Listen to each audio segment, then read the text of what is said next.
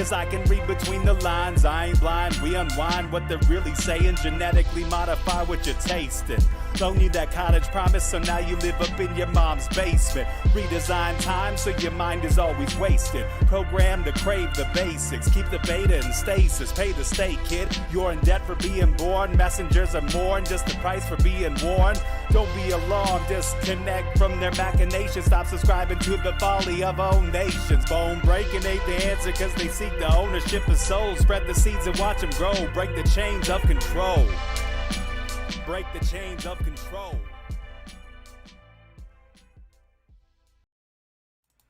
So we, eternal balance of all that is good, true, and beautiful friends, I am so excited tonight to invite you all to experience something beyond your understanding. We have joining us a very special woman who grew up in Colorado, loving animals and knowing she had a special connection with them before finding as an adult that she could connect with source and translate animals' feelings, needs, and communications on through to our human minds and hearts through her amazing gift. Please welcome friend to all animals and humans and the bridge between the two worlds, Katherine O'Shea. Katherine, thank you so much for coming to be on Rogue Ways tonight. It's awesome to have you.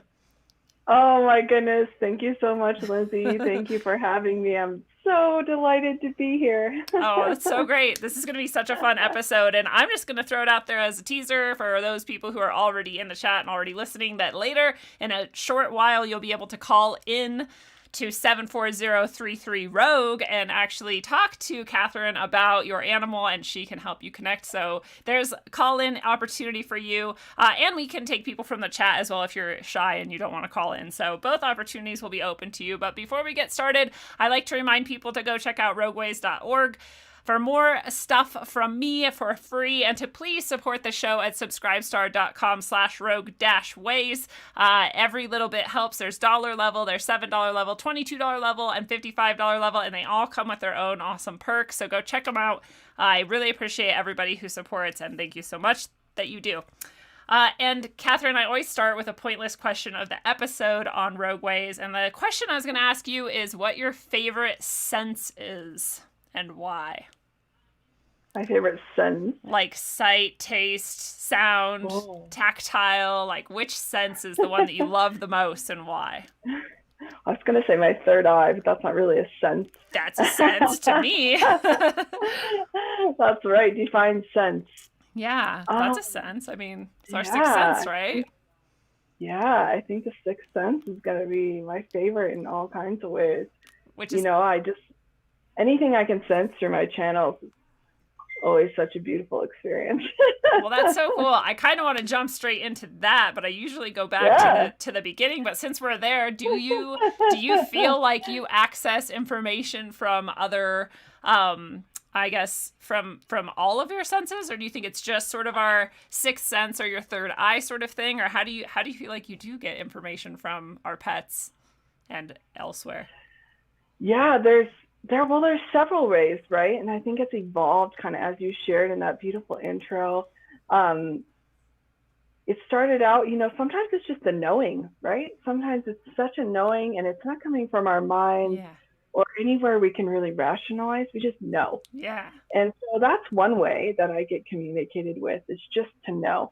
And the other way is, sometimes I actually audibly hear them. Yeah. Like if I meet an animal in person and I could hear what they're saying to me. And of course, as a child, I just thought I had this like wild imagination. Absolutely. But really, I could hear them. And now they also show me through my third eye or spiritual eye. For those of you who don't know, it's kind of like how you get shown images through your spiritual channels. And so they show me things like they love to show me like toys and like blankets, like certain things that they love. That's so sweet. This one beautiful animal, he was on his way over the Rainbow Bridge. So his mom had a session with me, his human mom, and he was sitting there and he showed me like his view of looking up through the glass table at this like glass. And he's like, I want to try lemonade before. Wow. And I told her, he's saying he wants to try lemonade. And she's just like, what? I drink lemonade all the time, every day. Oh, he wants to know what it is. Yeah, so he just wanted to connect and experience that with her. And the other way is actually through, like, it's called a direct communication channel. That's what the teachings I follow is, and all the training and the different classes and purification and the journey that I've been on to even open this ability up more, because the more you can make it, more detailed, more helpful it is to people. And it really touches people's hearts very deeply. It's like the most, I feel so blessed, so lucky to get to do this in my life. I'm just like, are you serious? This is my life. It's so amazing. And it's so touching for people. So they actually will borrow my mouth, in a sense. You could think of it that way. Yeah. And I experience the message actually come up through my channels, but I don't know what it is till it comes out of my mouth. Wow. So it sounds like me, some different variations of me. Yeah. But the frequency, the vibration, the love, the message is coming from, the source of your pet. Wow. So. It's so awesome. I really feel like, even though not everyone listening to this is going to be someone who can maybe like communicate with animals, let's say, but I feel like the types of things that you're describing are things that everyone can actually start to develop and tap into and learn more about. And so I hope everyone listening is paying attention, because I bet when we go back, and because I want to hear a bit about your story and how you sort of came to this before we get into taking calls and seeing, connecting with people's pets. But I bet you had to practice various things a lot, and that the more you practice them, the sort of easier it gets, or the more clearly it comes, right? Yeah, and also the more I realized that I actually had been doing this my whole life. Yeah. It just was showing up in a way that, I was just being who I was, and it was just a part of my existence. So you don't really actually realize until you really get into it and you start to experience it more consciously and deliberately, right? Right. And then it's like, whoa. So all of you have gifts out there, and many of you who are listening, it is because you have this gift and this connection to animals, and it's going to be in your own special way. But yeah, that's awesome. If this calls to you, check it out. Well, Well, I wanna go back, because you said as a child you definitely had this sort of affinity for animals and for pets, and that actually you've probably been doing this all along. So tell us a little bit about that. I did. It's very interesting. I just remember having such a connection to animals, and not necessarily in the overexcited, like, kind of way, but just like, yeah, I see you. I know you. I love you.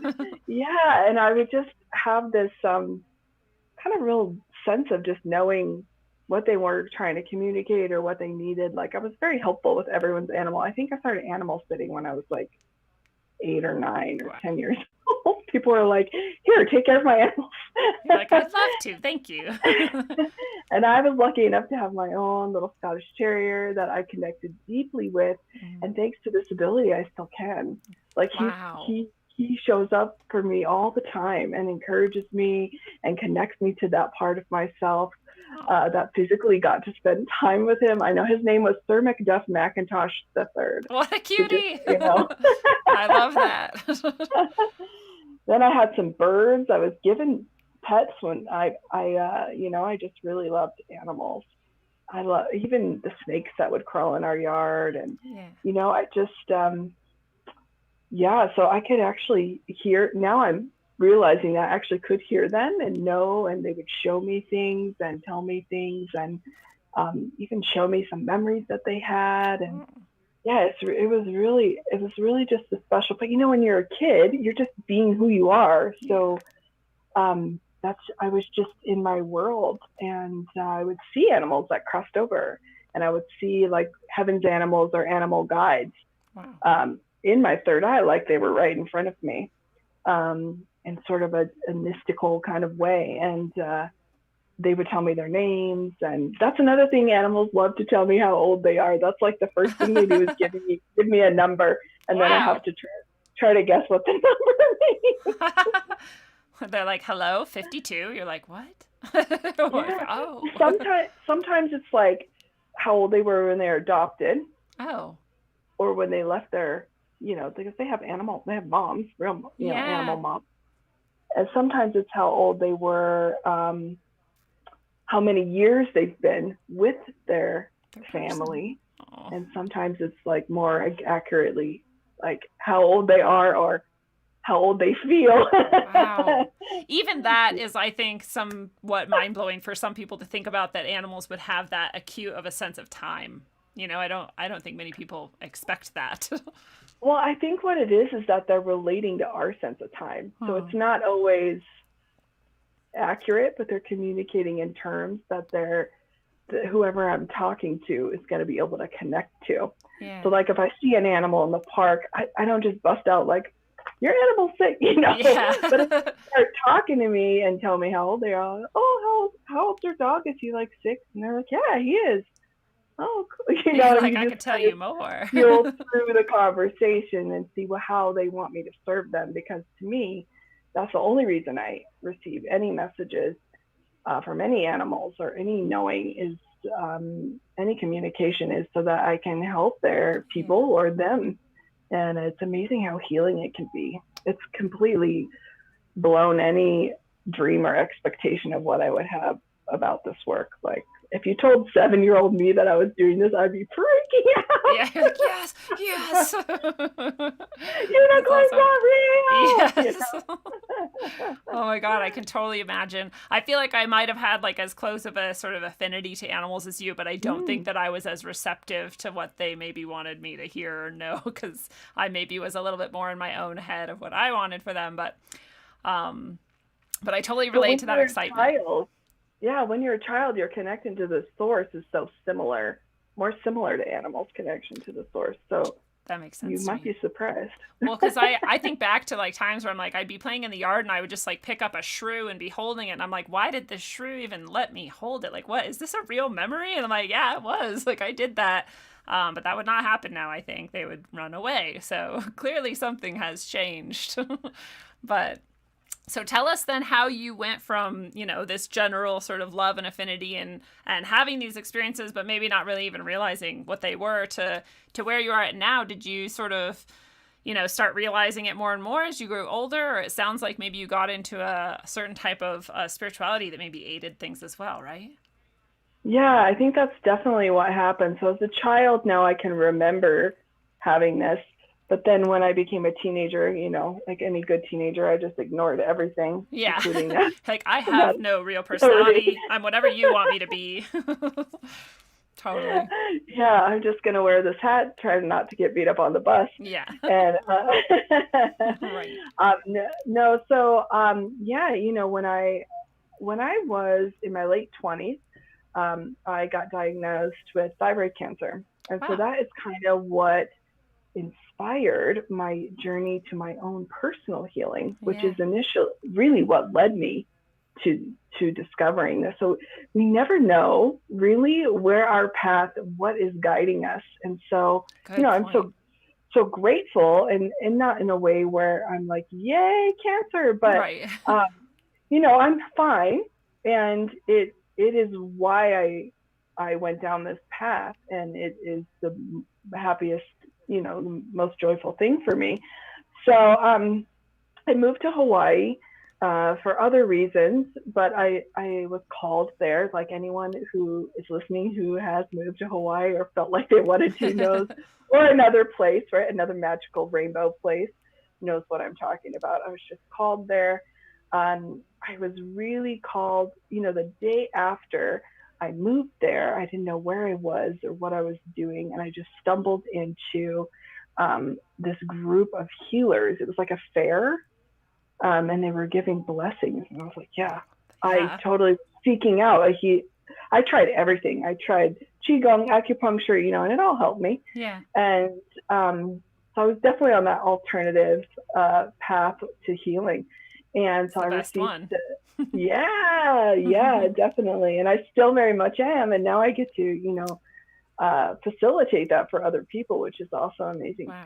So I got my blessing, and it kind of cracked me open. Wow. And now look back on it that I actually really didn't know, because I ended up being that same kind of practitioner as the healing I received. Yeah. And I also got like an angel reading and different things there, which was great. But I walked away from that, and I just kept getting called back to that source where that blessing came from. And I ended up going to see this healer who was visiting the islands, and then I ended up, Hawaii's a very healer kind of place. A lot of people go there for that. It's a very special ancient place that needs a lot of healing too, and that calls people to that. And so I feel beyond grateful and blessed to have spent so much time on the island and really grew up there. It's really where I learned about me and this ability. So I started going to these meditation classes, and then they were offering this level 1 Dao hands practitioner. So I thought, yeah, I want to do that. I got approved. I got everything. Everything started to change. I was noticing things shifting in my life so beautifully, and things that didn't need to be there kind of either being yanked away. Yeah. It wasn't always not painful, right? Everybody who's on their path knows that, Yeah. It's not always like on the couch with a bag of chips. It's, it's work. Yeah. So you got to climb the mountain sometimes. So, then they offered an opening spiritual channels workshop. Wow. And I was like, yeah, I want to do that. Because people in the meditation center were describing what they were seeing with their third eye and all these things. And as a child, I did that, but I did not have my third eye open anymore, closed, which it often does for children, around 7 or 8 or so. So, then I just kept going. I just joined every open spiritual workshop I could possibly do. And I studied with the Tao Academy, and there's 8 centers in the world, and that's the path that felt right to me and really super aligned, and it's what resonated with me, so I stuck with it. And then like 8 years, I've been studying for 8 years. Wow. So things started to pop open, and then I started seeing things, and then I had some mentors, and I was really guided. I kept getting readings, and they're just about the connection with animals, the connection with animals, the connection with animals. And of course I'm going, right? Like in my blockage, I'm like, what are you talking about? Yeah. Okay. I'm like, okay, well, yeah, I like animals, but like, doesn't everybody like animals? And then I really started opening up, and I decided, okay, I'm really going to open my heart to this, because I'm getting this message more than once.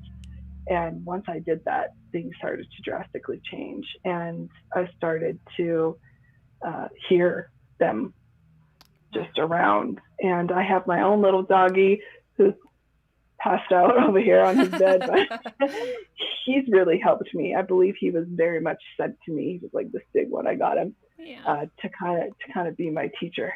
Wow. So that I have questions about all of that. One of my questions, or one of my statements rather, is that I actually happen to buy property exactly right next to, I think, the only Taoist temple outside or inside of the United States. Is that real, or am I making things up? Like, they don't have very many temples, right? Yeah. So let me clarify. Thank you for bringing it up. So the Tao that I'm talking about is not the Taoism. Oh, okay. The Tao that I'm, is not Taoism or Taoist. It's Tao as in like source. Oh, okay. So I didn't realize that. Yeah. So it's actually not associated with a religion. Oh, that's cool. It's open to any religion. You can have any belief system and go and study there, which is really why I was drawn there, because I'm very I like to be I'm free. a Leo. I'm a number 4 on the Enneagram. I'm like let me be who I want to be, and let me be different. Oh, that's rad. So these centers, the academies that they have, are sort of like a maybe conglomerate of all sorts of spiritual teachings and tools then, maybe. Yeah. Oh, so cool. there is it's like just source teachings, and it's all about love. It's all about peace. It's all about harmony. It's all about unlocking your gifts, your potentials. Everything's talk to on like the soul level. So this is why the soul communication is so powerful. This is why I can do this for our listeners so far away, right? Because it's all on the soul level, the level of spirit, the level of message, information, heart. That's what the soul, that's what these teachings describe the soul as. So it's really no time, no space. It is Tao, which is, like the source. You can't define it. You can't not define it. Yeah. I totally. Everything, nothing.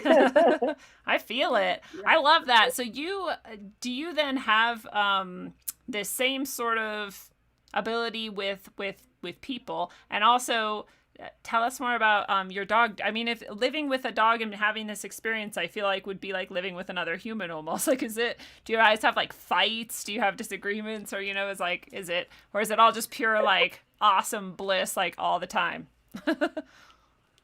Well, he's definitely my teacher. Yeah. So I'll answer the first question. So yes. So I also connect to spiritual beings. Cool. So Kuan Yin, who's the Bodhisattva, Buddha of compassion, Mother Mary, Jesus, Sujamani Fo, like many different beings, if they allow me to, all connect with them. It's really amazing. Like Archangel Michael, there's many, and sometimes that's who steps forward to deliver the animal's message. Wow. That's crazy. Because you want it to be the highest frequency and the purest. True. And so sometimes they step up to like represent them. Because really when you receive a communication and that frequency comes through, it's a blessing. I mean, that's why it's so healing, just to even receive a message. Yeah. So with my little dog. So I'll tell you, I was in a relationship and I got this little dog, and he was like for my birthday, and I had another dog at the time. And so I had my little family, and then we decided we were going to separate, me and my partner, and the animals, we were going to keep the dogs together. And this is right when my ability was starting to really kind of crack open. This was several years ago, because he's 7 now. Wow. And I said, okay, I'll leave him there. And I got myself sorted. And then once I got myself really sorted, he came to me on the soul level and was like, all right, listen up. Hey, here's what's going on. I'm okay. I'm all right. Like, this is fine. This life is fine. But I really want to be on the path you're on. And I really want to become a healer. I want to help you. I want to communicate with you. And I want to be with you. So whenever you figure out that you're ready, I'll come. Pick me up. I know. And I was just floored, because to me, I had gone through this whole, like, I had to let go of my like 1-year-old puppy and all this stuff, because I was doing what was best. And then he came to me and was like, that's the first personal groundbreaking communication that happened for me. Wow. And then I was like, okay. And then 2 days later, I got a call from my previous partner asking me if I could watch him for 2 weeks while he was gone. Or forever, whichever's longer. Yeah, you don't even have to come get him. So, and then he started working with me, and I was working as a practitioner doing this the Tao healing at an acupuncture clinic, and he got to come with me every single day to work. How cool. And he got to help the patients. And so I'm a Tao hands practitioner, and he is actually it was originally called Divine Healing Hands, and now it's just called Tao hands, source level. And so he's Divine Healing Paws. So he actually has a transition that he can turn on, and it's really cute when he does it. He goes like this. He's like, and he gets very and he made me realize that animals have guides. Yeah. They have angels. They're being guided from the source, just like we are. They're on their journey, just like we are, right? Wild. So I've done everything I can to help him. He went and meditate. He will go meditate with me for 14 hours. Wow. Yeah. I mean, and you can't train a dog to do this if you tried, but you can work with them if you know what they're all about, and that's crazy awesome. And he's a Chihuahua. Yeah, that's like the last dog people would expect to be like calm and healing and meditative. That's awesome. People are like blown away by him all the time, and I'll grab him in a second too, so you can all meet him. But he's just waking up. He knows it's his time to come. But yeah. So he even told me he needed a new name. Wow. So I hadn't thought about that. I named him Musubi, which was like means like rice ball, because he was this cute little. And he's like, yeah, that's not a healer name. He needs a more dignified name. How so cool. So his full name means love, peace, and harmony, and it's his favorite mantra that I play for him all the time and all the pets, because it carries a beautiful frequency, and right, they communicate in frequency and vibration. This is how animals communicate. So they love this song. They just totally chill out to it. And so his name is, we call him Mr. Ping, but his full name is Shanghai Ping An Hershey O'Shea. O'Shea. Oh my God, I love that. Yeah. Shall I grab him? Yes, please. All right. Here, bud.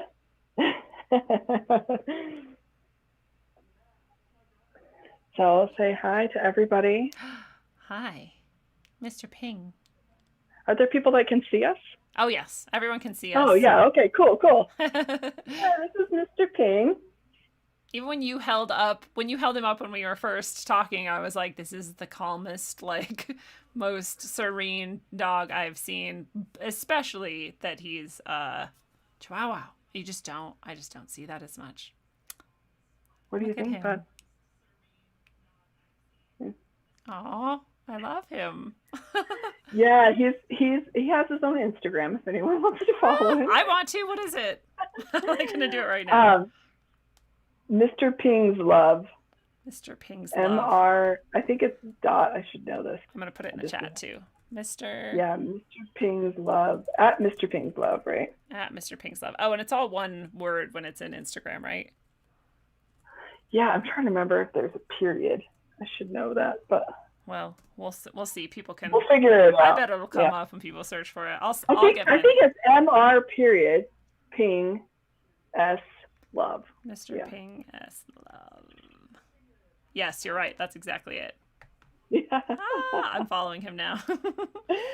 So he likes to share his message. So that's part of me helping him on his journey. Is he actually how he got his Instagram is he, checking guidance for the day, connecting to my guides, asking, and his soul stepped in and said, I need an Instagram because I need to serve, and people love seeing me, and I make people happy, and all these things. And I'm constantly taking pictures of him, right? Because he's adorable. And I said, okay. And then like a few months went by, and one day I was connecting, and I just heard this, and he came and sat next to me, and he's like, my Instagram. Hello. Need some attention. Today, come on, I got to make people happy. And so that's how his Instagram was born. I love it. But yeah, we have discussions. He does get a little bossy with me when I'm not doing what I need to be doing, because a lot of spiritual practice and stuff is involved on my end, so I could keep this up and keep my energy and stamina, and also increase my ability and continue to, so I could, really help people and animals and deliver their message in the purest way possible. And there's layers to that. Yeah. And so he gets a little bit like, yeah, come on, you're not doing it right. You're doing this. Oh. And he always takes me to everybody I need to help. He's your accountability buddy. Oh, like when you're out and about, he'll like walk up to people and be like, come on, let's go talk to this person. After them. I'm like, what are you doing?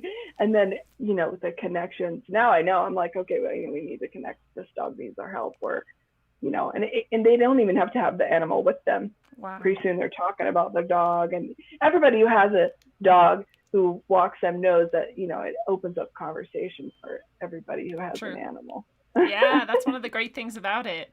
Oh, that's excellent. So it's like the Celestine prophecy, but like with a more even direct, route. You're like, this being is taking you to the, you don't even have to guess if you have to talk to that person. You just need to. That's so cool.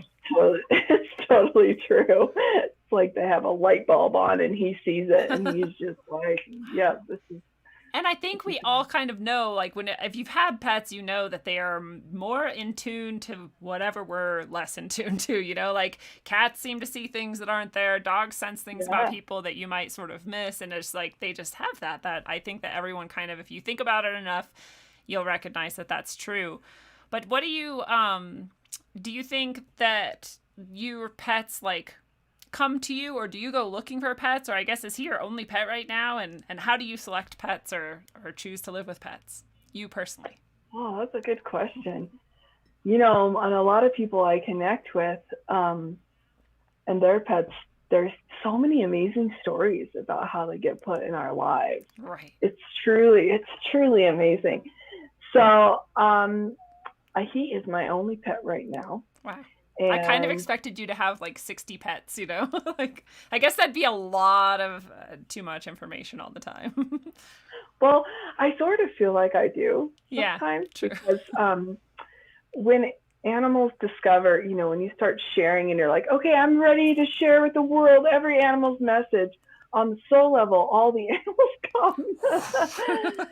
So, right now there's this, I don't know, someone online or even someone I haven't stopped to really connect, but I can already see in my third eye, there's this giant, like, macaw parrot hanging out. Oh, wow. And, someone out there probably just went. Yeah, so let us know. Yeah. And there's other animals so sometimes I feel like I'm surrounded by animals. I could see them. But he was actually, there was an acupuncturist who worked in a room in the meditation center I went to in Hawaii. And she was given 3 little puppies Sorry. to care for. The person who with the macaw just spoke up, so I'm just telling them to hang on, because we'll connect them in a second. Okay, perfect. So he was brought to that center through the acupuncturist, and I had been guided that I was going to get a dog. I wasn't like super, my mind wasn't super like a puppy, because it's like a brand new child, up all night and everything. But I just knew when he was going to go to the bathroom, when he was like, I was so in sync with him. Wow. When I got him, he was 1.5 pounds. He was probably 6 weeks old. And we're very connected. So, as a certified Tao source communicator, I also have access to the Akashic records. If anybody has that belief, or they're familiar with past lives or the Akashic records. Probably most of us, yeah. So I could tell you all about me and Mr. Ping's lifetimes. Wow. Are you guys like animal and human every time, or are you all kinds of? We haven't been. We've been a tree and a flower. Oh, cute. Which is like the sweetest thing in the whole world. I was the tree. And so I got to know his like generations of his offspring, because his flowers don't live quite as long as trees all the time. But they have this legacy, right? And we've been humans together. We've been animals together. We've been partners for like 6 months. Wow. You guys just keep coming back. So we are. He is like, in a way, in this life right now, he is like my true love partner, Yeah. It's in a different way than we would think about it. If you think of true love as like source love, then, we're connect. I can think something and he'll do it, or, we're just plus the animal communication. So he's totally trained. He'll sit, he'll do all these things. He listens so well. And I've never taken him to any school. I mean, nothing ever. It's all through our connection. I love it. It's so rad. And I feel like, because I think I don't have that gift that you have, but I know that when I've had animals in the past, there's been times where like I feel like I got something from them that I couldn't have necessarily gotten unless we were sort of at least somewhat in tune. And that creates this level of trust that I think like people who just look at their animals as, objects to have and like tell them what to do and like make them go here and there, don't really understand that level of trust and communication, I guess. Just like I probably don't understand your level of trust and communication, but I just like to open people's eyes to those possibilities, right? Yeah. And the thing about it is whether you know the communication is happening or not, it's happening. Amen. And that's because they are, like you said, their time is different, right? They're in the moment. They're in like a constant state of meditation unless there's an imbalance in frequency and they need to correct it or balance or react to it, right? To restore the balance. So they're in the moment and they're in unconditional love. I mean, if you left me locked in my apartment for like 7 hours and then you came home, I would be like, where have you been? Yeah. But they're just like, yay, you're home. This is so great. I'm so glad. Woohoo. And so it's that unconditional love, and it's not separate from what we're made of, what we're created from, no matter what your belief is, right? So they are so connected. Like you said, they have a different connection to that than we do. And it's how they communicate. It's how they survive if they weren't domesticated. It's how they know where to get food, that they don't panic, that they don't know when they're going to get fed next or where it's going to come from or how, they don't have the same mind stuff and humanity that we exist in. It's a little bit different. So they're always communicating to you with that unconditional love. And so this is why so many people do feel that connection. And, never underestimate your ability either. Thank you. That's awesome. I mean, I remember when I got the reading, I actually got it announced in front of a whole meditation class that was like this high ability for me was to communicate with animals. And I was just like, what? Oh, wow. That is awesome. I love it so much. Well, I want to talk to the parrot if you're cool with that. And let this person, there's a person in the chat called Brindle. I don't know if that's their real name, but Brindle, your parrot. I think it's your parrot because you're the one who spoke up. Can we have the name of the parrot? Yeah, Brindle, if you're still there, tell us the name. I'll scroll back and see if they already did. Yeah, that's just helpful to make sure I'm communicating. Okay. Yeah, because it might be someone. There might be someone else who's like, oh, I am a macaw too, and who knows? Oh, Brindle says his name is George. George. Okay. I'm so excited. I wonder if he's still alive. So I'm being shown the number 11. So I haven't really connected yet, but that was what I've been shown. So let me share. Can I share with you how I do this a little bit? Yeah, so please do. That'd be awesome. So we know what to expect. Okay. Yes. So what I'm going to do is, like I said before, Brindle, is that? Brindle is right? The person's handle. I don't know if that's their real name, but that's what their chat room name is. Calling them. Okay. George will know who you are. So, I don't know if Brindle was on when I was sharing, but I communicate using my spiritual channels. So it's a little bit different than like an animal psychic. I mean, we all have psychic abilities. That's my own personal belief, but I'm not necessarily doing that to psychically. I'm actually just receiving the message from the soul or the spirit of your animal. So I have to take time to connect to that and to get out of my way because you don't want the message to come from my head. Totally. That's not the experience we're going for. So I take a minute, and the first one kind of takes me a minute to go into the emptiness. And if we're opening this up, the name is important for me and the type of animal. And here's why. When I first did my first live, I've been doing animal communication one-on-one for a long time, but I just decided to do live like this on Facebook. And this guy is like, oh, I want a message from Max. And like still hundreds of animals named Max. We're like, I'm Max. Yeah. And I'm like, is it a guinea pig or a dog or a cat? Or like, what kind of animal are we looking at? So I realized that because I'm not doing this just psychically, I need a little guidance. Yeah. So I'm going to be quiet and connect. And then I'll say the word how, which is such a cool word. It's Mandarin and it means perfect. Ooh. Like all is well. I did not know. So I know it's like how, right? So it's like this way that I kind of, it's like the message is coming. How is what I say when I feel it, and then it comes out. Awesome. I might also stop and describe what I'm being shown, or describe a knowing that I'm receiving, and then we'll just go from there. Perfect. Yeah, and is there any question, Brindle, that you have for your parrot? And you And can even let. Brindle said their real name is Megan, if that matters. The human's real name Oh, is Megan. George is okay. the Hi, Megan. parrot. So Megan, Thank you, Megan, for if you the have a question, opportunity yes. to connect to George. It's okay if you don't have a question, but part of the way that this is so helpful, not only is it just rad and fun, right? Because we want to connect to our animals and know what they're thinking and saying, but it's really helpful. We'll just give Megan a second to answer, if that's okay. I'll just share a quick story about how this is helpful to me. Yes, is that please. all right? Yes. Okay.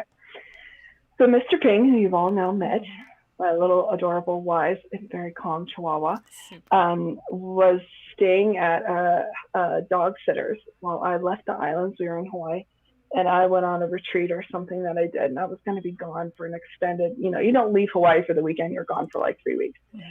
And a couple of weeks in, his babysitter called me and said, he's going to the bathroom in the house, which was like not his MO at this time at all. Yeah. He never did that. And I said, okay. She knew that I communicated with animals, so she asked me if I would talk to him to see what's going on. So I'm right across the ocean, thousands and thousands of miles away. I connect to him. I ask him, so what's going on? And his response was like about the sweetest thing ever. But this is just an example of how helpful this could be. He said, I really don't want to be causing a problem, and I'm so sorry. It's just an animal thing. Mm-hmm. Like, I need to go to the bathroom. He said there's been other dogs that came into the house recently, and they're taking me to go out to the bathroom by myself, and I need to go to the bathroom with them outside so we can like pack it out. Yeah. Right? And I was like, okay. So I was like, that, you mean that makes sense? It's nothing my brain would have ever come up with. Yeah. It makes sense, right? Right. So, because dogs are pack animals, and that's why they mark when another animal's been in there. So I called her and I said, have you brought in other dogs recently? And she goes, yeah, there's 2 more dogs. And I was like, and are you taking him out to go to the bathroom by himself? She goes, yeah. And I was just like, whoa. Wow. And I said, well, don't do that. Just take him out with one of the dogs or 2 of the dogs, and then at least once, and then he'll stop. And he stopped. Wow. That's so awesome. You knew exactly what it was. He knew. Yeah, he told me exactly what it was. And I think it was definitely his way of being like, you need to be doing this all the time for people, because see how helpful this is? Yeah, like it's such an easy fix. You just had to know. That's so cool. It could have been 3 weeks of stress for everybody, right? Right. How stressful is that? I'm far away. I'm already nervous about my dog being with somebody else. And yeah. Then you feel like you're causing problems from them, and then they have to clean up pee all the time. Yeah, and it was poop, actually. And it was in like her son's bedroom. Oh. It wasn't a great situation. So this can be helpful. It can be helpful in this way. Yeah. Megan says, I'd like to know if he's still mad at me for leaving him with my abusive ex-boyfriend that would hit his cage with a broom when he was loud. Oh, poor baby. It was 15 years ago, but I still feel like he holds a grudge. I feel sad for you and the parrot for having to go through that. I mean, both of them, I'm sure, experienced pretty rough feelings from that. Yeah, I can feel that. Thanks, Megan, for opening up and actually sharing that. Yeah, absolutely. It's a vulnerable thing to do. Totally. Yeah. All right, so let's connect to George and see. Okay. Did she tell us if he's still alive or not? He is still alive. He's standing right next to her right now. Aww. All right. So, Megan, I'm just going to have you look at George, or close your eyes and just connect to how much you love each other and that beautiful, beautiful connection that you have with one another. And just imagine beautiful light around you. Just connect to his heart. It's a great way to help me connect to him.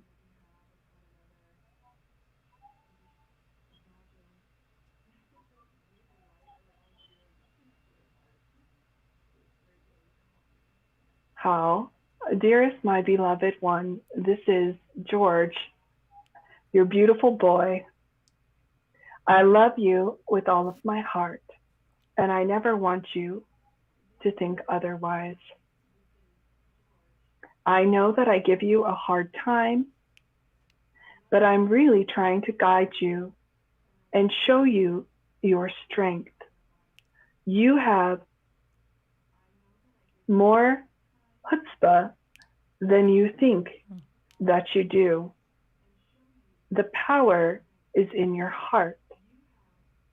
I know that it was very difficult for you and took great courage to remove yourself from many different situations in your life, to pull yourself out and realize that there is a much better for you.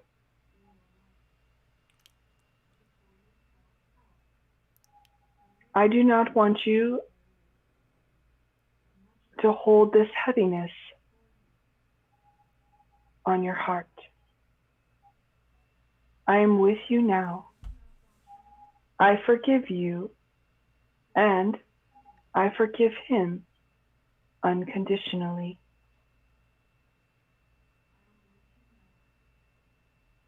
So there is some healing that can still occur for him. He actually still has that message of fear, and he carries it about right here and also on his tail. So I don't know if he has physical issues in those areas. So, I'm not a vet and I don't diagnose anything. I just share the message. Or if his feathers are a little bit different right there, but I'm seeing it spiritually, like in my spiritual eye, that, there is some healing to do. And, there's some fear, there's some grief and sadness.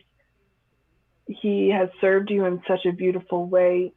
He's not upset with you, but you can help him heal some of those messages. When trauma happens, we carry that. So unlike humans, he's not necessarily living in it, in the trauma, but the message is still there. Sometimes it's even harder, right, until it manifests physically, then we know. Yeah. So, but there is ways to transform it.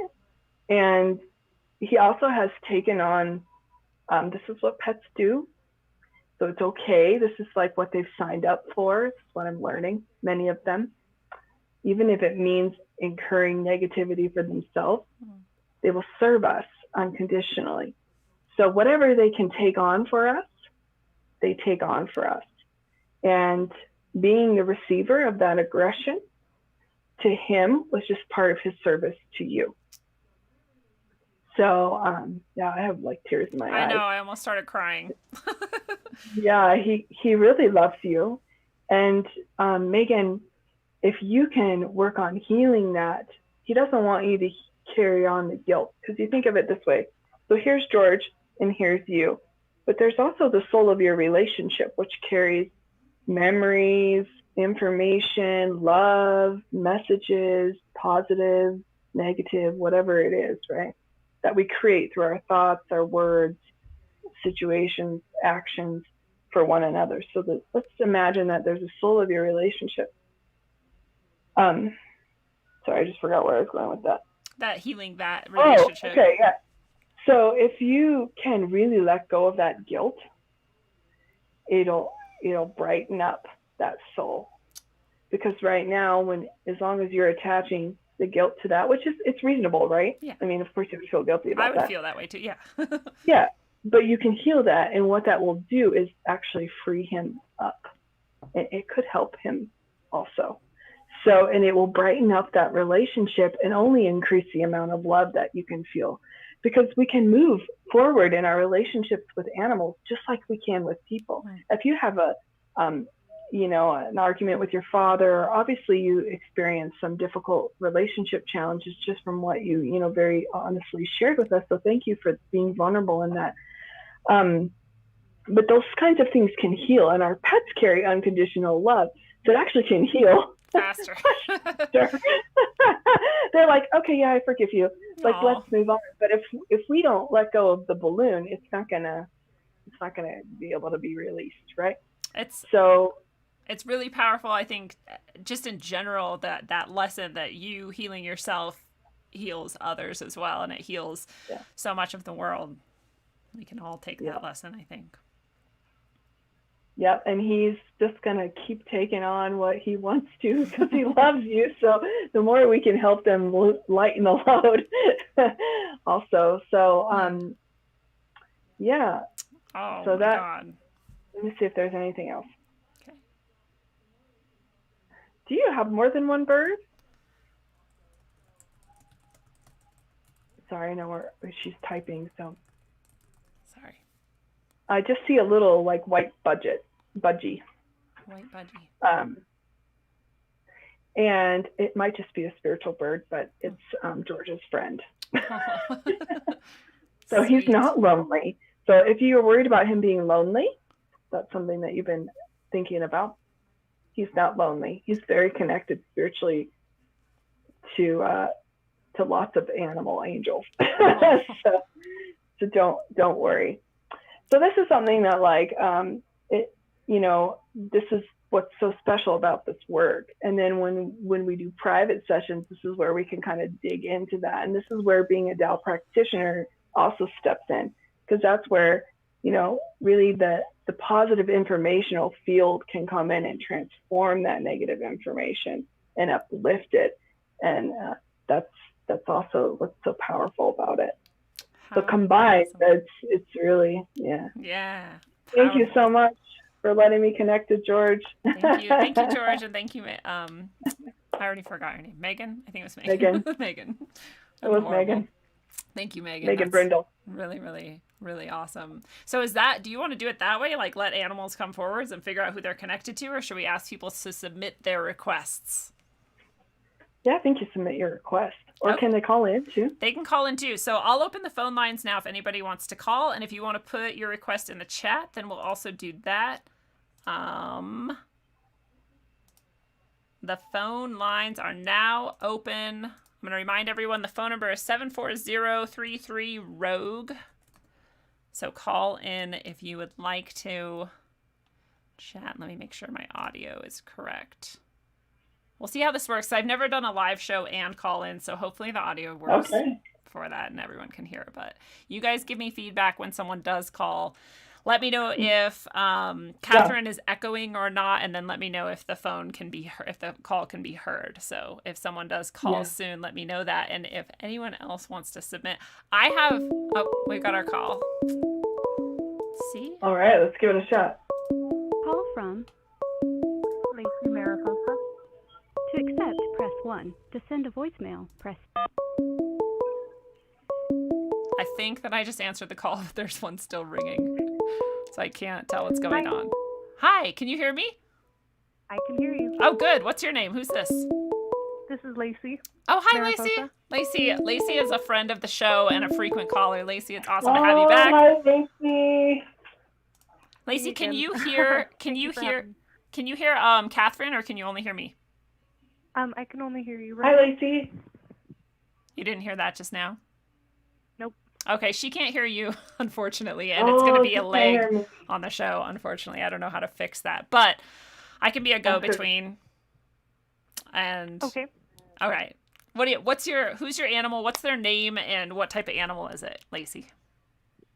So I have Sparkle. She's a very large, very old dog. Okay. Sparkle is a very large, very old dog that Lacey has. And then she will be able to hear you. It'll just be like a few seconds lagged on the video. So Lacey, if you want to also listen live, then you'll be able to hear directly what Katherine gets. Okay, perfect. And does she have a question? And do you have a question or anything specific that you want addressed? I want to know how I can make Sparkle more comfortable. She wants to know how she can make Sparkle more comfortable. All right. Oh, sending you lots of love, Lacey. I have lots of compassion to those who are with the more senior dogs. This is a lot of the work I do is with the older animals to see what they need. Yeah. Okay. So you just want me to do my thing, and she's gonna listen. Yeah. Yes. Okay. Look at us innovating. I know. Make it work. Here we go. Okay, Lacey.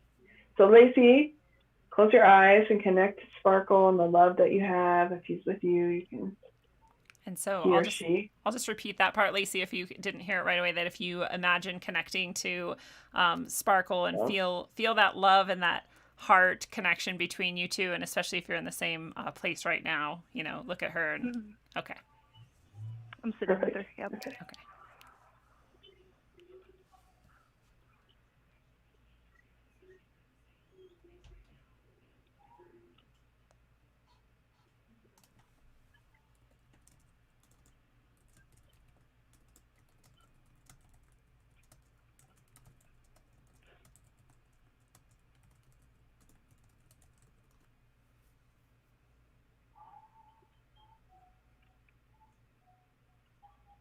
So I don't know if Sparkle's a boy or a girl.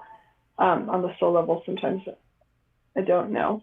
But they're showing me like their liver area and their kidney area. So that's an area to send lots of love to. So you can just even visualize, Lacey, the liver and the kidneys, lots of light and love. And if that makes sense to you, if you have, lots of times that's just what happens when animals get older. Those organs, start to experience that. So that's the first thing that's taking time to show me. It's very important before the communication happens verbally. How, dearest, my beloved Lacey, this is your Sparkle Sparkles. I love you, and I want you to know this, really, truly, with my heart. I'm sorry for being a stinky big dog sometimes, but know that even when you call me that, I still love you. Even more so. For me, it's a term of endearment because I can feel your love and your heart. What would make me more comfortable is to have a cooler surface that I can rest on.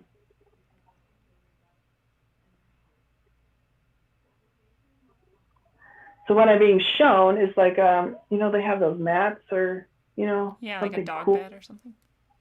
Yeah, they have those yeah, ones that get cool when you lie on them, but you could cover it with something more soft. He wants something, soft, but he wants it to be Less hot. a little bit, or she, less hot. Lacey, is Sparkle a girl or a boy? Sparkle's a girl. A girl. A girl. And if I thought the name Sparkle, but yeah, you never know. But is she kind of boyish? She seems kind of boyish in the communication. Yeah. And also, if you can give her, even if you can't bathe all of her, if you can give her kind of, even what I'm seeing is kind of, there's a little bit of matting happening just naturally. So her nerves are really sensitive. So that's why the cool is going to feel nice. And if you can give her a nice comfortable bath or something, that would be nice. Or maybe you already regularly do that. And I don't know if you diffuse oils, but she likes lavender. I think this is the second dog this week who's told me that. Wow. Very interesting. Check and make sure that you feel safe about using essential oils around your animal. Some people do not.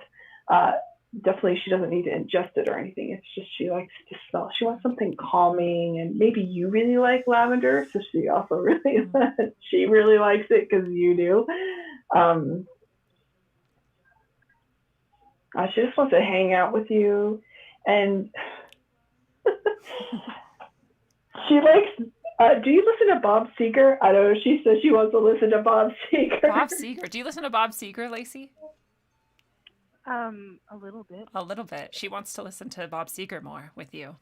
Okay.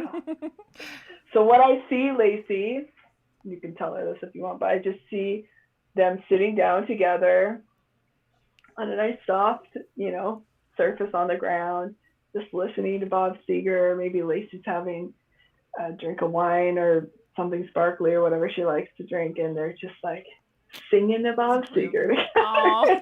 So I don't know how much of this you've heard so far, Lacey, but there was the liver issue at the beginning, and then there was Sparkle's message that she would like to have some cooler surface, still soft and still comfortable, but somehow cooler, not as hot. Might feel nice. That she might like to have some of, if she has matted fur, very gently to have that sort of brushed out because she's a little sensitive. And then to listen to Bob Seger with you while you're sort of like chilling together on the floor and relaxed, and maybe you have like a nice drink in your hand. Okay. Well, thank you so much. Yes. She just wants her to be happy. And she just really wants you to be happy. And she loves you very deeply. And she said, I don't know if you heard that part either. It was very sweet. And she said, even when you call her a big stinky dog, she loves you even more for it. Oh. Well, thank you so very much. Yes. I really appreciate it. Thank you. And she said sparkles in the beginning. Or is that what she said? Oh, yeah. She said sparkle. Did she call her that? Sparkle Warkle. Sparkle Warkle. Sparkle Warkle. Well, that's what it was. That's awesome. Oh, I love it. Thank you, Lacey. Let us know how that you, felt for you. If that Katherine. resonated with you, Bye-bye. you can type it in and let us know. Yeah. Cool. Okay, and so she couldn't hear you. Could you hear her? No. So, okay. Nope. It might be better to just do chat. Yeah, let's chat. Okay. Type it in, right? So yeah, you guys, I'm going to turn off the call just cuz it doesn't work as well with someone else on. So we'll go back to the calls when it's just me sometime. But if you want to type in an animal that you're thinking of that you want to connect with, then go ahead and do that. And I know people have typed stuff in, but you guys, I missed it because there's a lot of chat. And so do it again if you want. And I know that I have chickens, and I had to have a question for them if you're willing to do that. Okay. Yeah, of course. I love chickens. Chickens are like, they're so cute. Close your eyes, close your ears, Pink. Chickens are like my favorite animals. I love chickens. That's awesome. And I have two, and I don't know if you can do them both or if I should pick one or. Oh, let's just connect to them both and see what happens. So there's Regan and there's Hopshkin. And I basically want to know because we got them a slightly smaller enclosure, and I wish that they could have a larger one, but they're too expensive. And I wish I could let them free range all day, and that's my dream. But there's like predators, and I'm just too scared to let them be out there with hawks and everything, and I don't want them to die. And so I guess I want to know what they want for themselves and if they're cool with with their situation. Okay, so we're gonna mix it up a little bit. Okay. So we're gonna open up the field of communication. We're gonna call them in, and then I'm gonna let you tell them what you just told me. Okay. And just talk to them and tell them, and then we're gonna hear the guidance. Okay. This is also part of when I do sessions, because really it opens it up in a special way, and we call them forward to receive the communication. Yeah. And because there's a facilitator here to do it, it's powerful. So we'll just experience it a little differently. Okay. Awesome. So I'm going to say this part out loud. So dear the soul of Regan and Hopshkin. Yes. We love you. We honor you. We appreciate you. Please come forward for this communication with Lindsay. Please feel her love. Please hear her message. And please offer your message in response. Thank you, thank you, thank you. So go ahead and say what you want to say to them. So should I say like you guys, like talking directly to them? You're talking to them. Okay. They're here. They're like. So Regan and Hopshkin, I love you guys so much. I raised you from little tiny babies, and I just want you to be happy and good, and that's, I think, hard to give you what you want, because if I let you just run around the whole yard all the time, I feel like you might get killed by a hawk, because we have hawks around and our neighbors have had their chickens killed. And I don't want you to die. And so I keep you in your cage, and I'm trying to get you bigger and bigger cages. But we actually had to get a smaller cage because I couldn't get the bigger cage. And I want to eventually, but and I let you out as often as I can. But I have to go do stuff in life. And so I can't just have you out all the time. And so I just hope that you're happy. And I hope that if there's something I can do to make you happier, that you can let me know. How? Perfect. Okay, so let's see what the response is to this. They're kind of like pushing each other around. It's kind of funny. It's like, no, that's my mom. No, that's my mom. Yeah, they both really feel like they're in charge. They do. Because we wonder, because one of them was more dominant for a while and sort of like the mom chicken of the coop, and then that one got smaller and the other one got bigger, and so she's now sort of the mom chicken of the coop, but you could tell they play. Hopefully it's they all almost playful. do like a tag you're it. Like it's almost just part of it's how they balance. Yeah. So they kind of let one be in charge for a minute, and they'll Good. but then they're also kind of like sibling. They're very like sibling, and almost like old married couple about it too. I could see that. Yeah. The way that they're talking to each other. Did you have them inside in like a bathtub at some point? Yeah, in a tub. They're like, that's where we want to be. I know. They're like, we want to be inside in the bathtub. Like, that's where we should be. Oh, I wish I could. I wish I could have them inside. We've actually talked about, like, if we were millionaires, we would build a whole wing of the house where they could just, like, kind of come into different rooms. Yeah. Have, like, little runs that go through each room so they can come and, like, say hi. Like, I would love that. That would be awesome. But they can't. Great. They can't live inside. I'm sorry. It's too much poop. It's a very small house.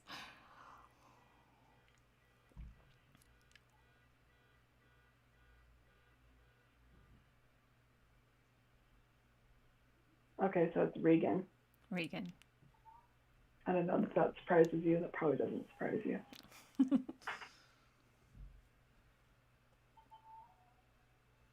Oh, dearest one, this is Regan. I love you. And I love my life. Yay. I love that I have company. And I love that you care so deeply for us.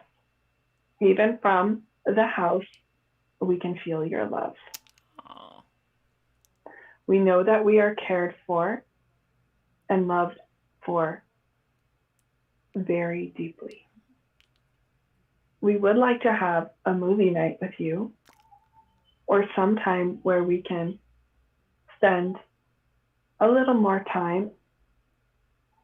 Do they cuddle? Cuddling with you. We want them to cuddle more, but they stopped cuddling, and we were like, oh, I guess they don't want to cuddle anymore. Oh, they want to. Let's see. Maybe they want us to sit on the ground instead of in a chair or something. Like a blanket or something? I used to put a towel around me, and they would come up on the towel.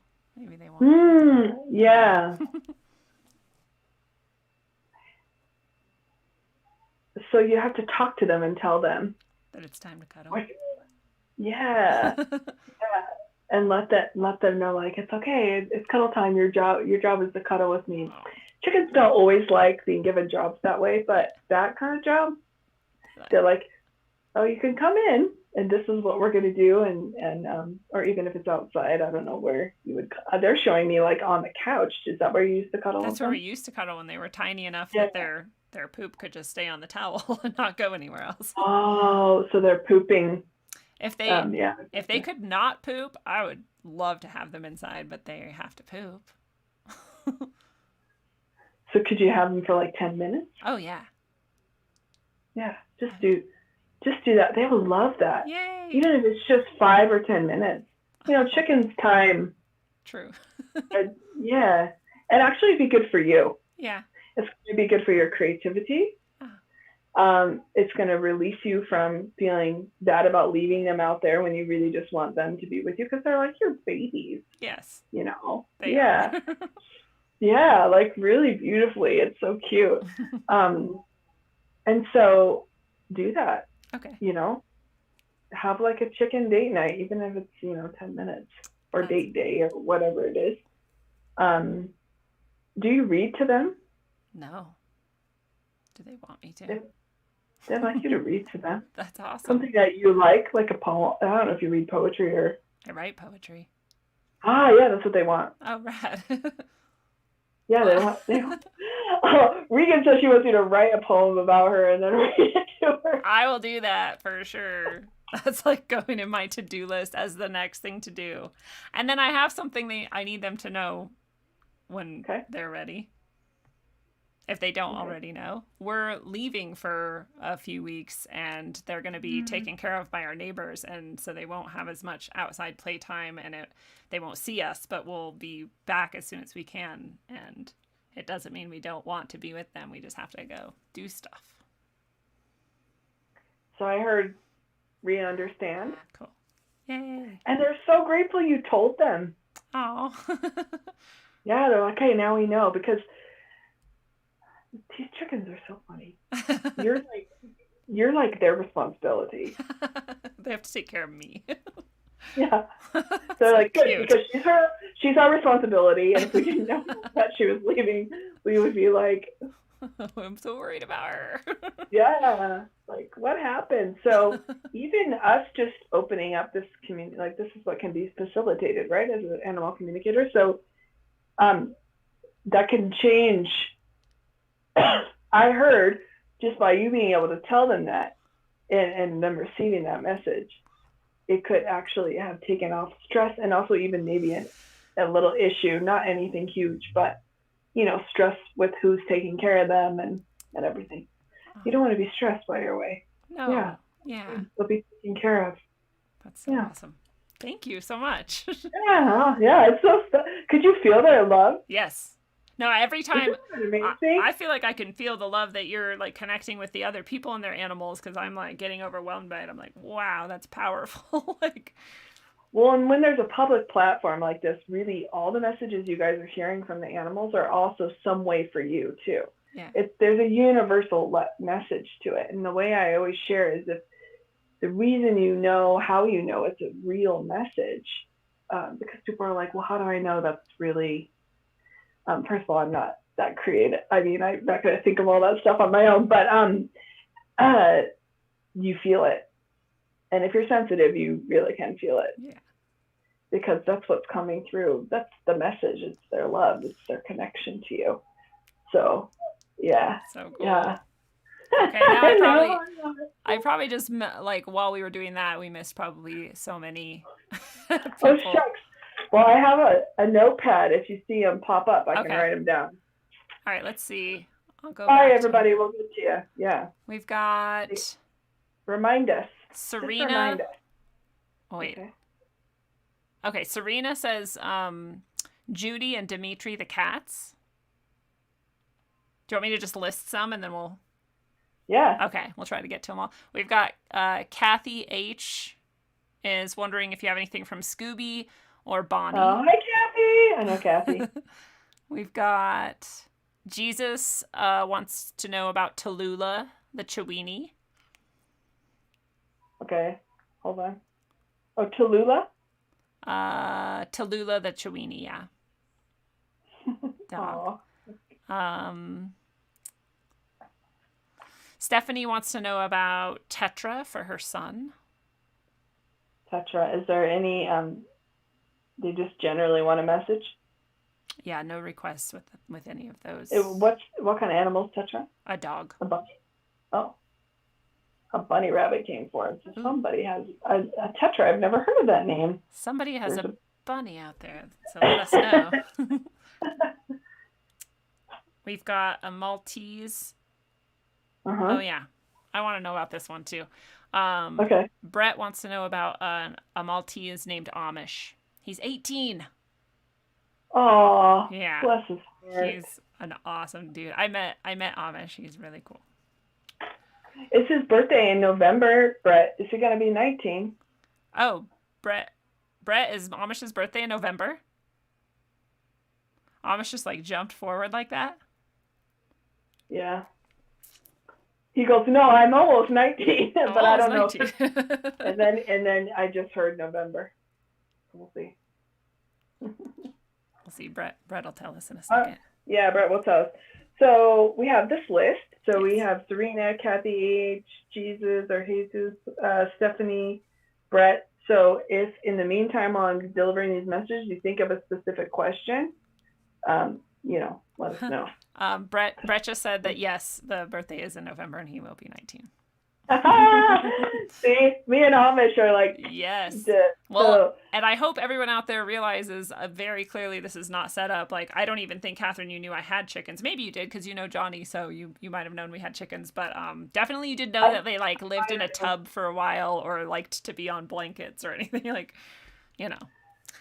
Yeah, and there's special things, right, that they share. And again, I'm not psychic, but they're just telling me and showing me. And so, sometimes I had to really get over myself in this whole process over the years because like saying that, like the dog telling me that they want to listen to Bob Seger, like, am I really going to say that out loud? Right. Yeah.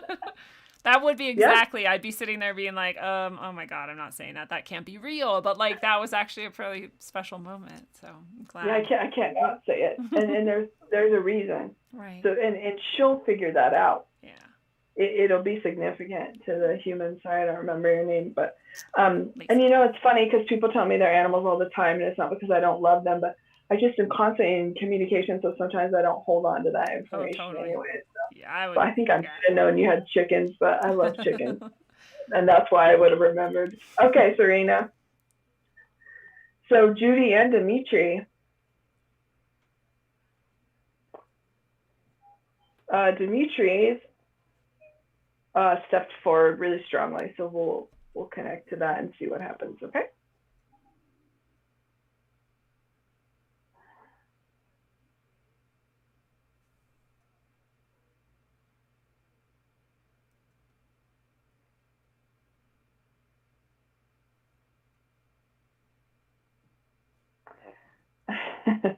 Dimitri dreams of climbing trees and chasing rabbits and crawling along like the ledge of the house or apartment, whatever the building is, like that middle ledge right below the window. And this is what makes him happiest. I'm getting the feeling from Dimitri that maybe he doesn't get to spend as much time or any time outside as he would like to.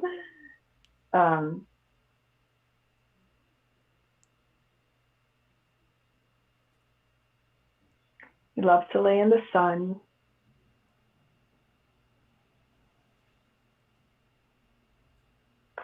And he's a very happy cat. He's showing me his tail. So this is how he's communicating with me. He's not speaking through me. He's just showing me things. This is how he's speaking through me. He's showing me his tail. Does he have like a bend or something in his tail, Serena? He's saying, I got my special tail. He seems to be a little bit kind of robustly mischievous is how he's describing it. Robustly mischievous. I love that. He loves you very much. He's sorry for some of the losses you've been through recently. He's very grateful to you. And he's very proud of you. Aww. Yeah. So he's telling you you've overcome kind of a big loss recently to a cat. But it seems recent. He's showing me the number 3. And he's just proud of you.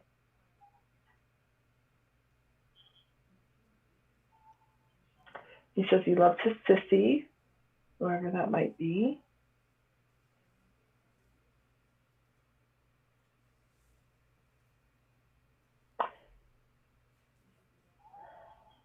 And he's just saying, like, come be calm with me. So he's communicating that, and you could feel me breathing right before that happened. It's just like, I don't know, Serena, if you felt that in your own body. It was like, just let go. Just allow yourself to relax.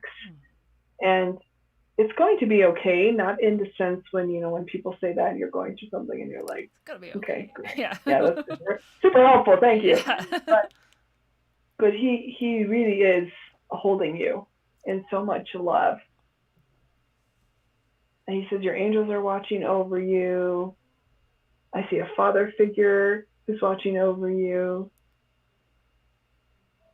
And he said, go buy yourself some flowers, some poppies, some beautiful flowers,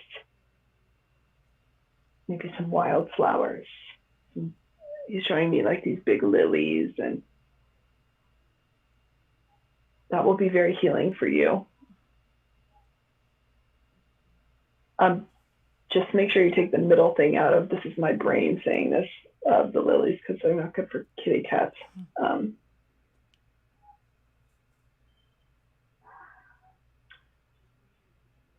So Judy's just quiet, but she's here. She's very sweet, and she's showing me like a rose, like a pink rose, or something sparkly on her collar, like something. Yeah, she's kind of like the silent partner on the soul level anyway. Sometimes that means they're really loud on the physical level.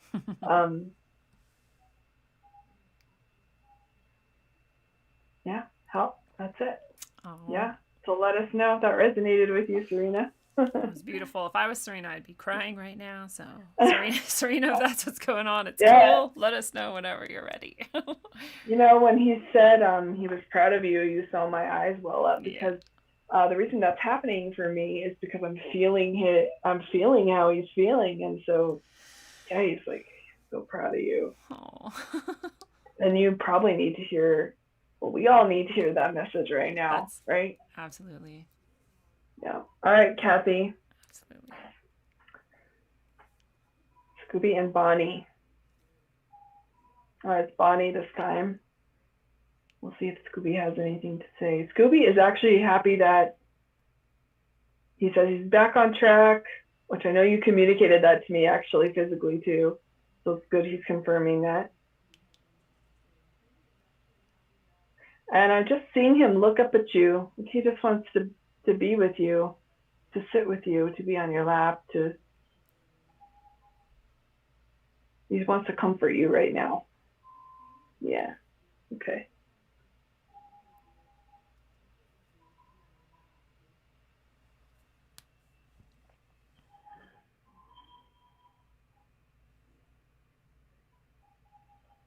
Bonnie's really sorry for, she said she's frustrating you a little bit, and she is feeling sorry for that.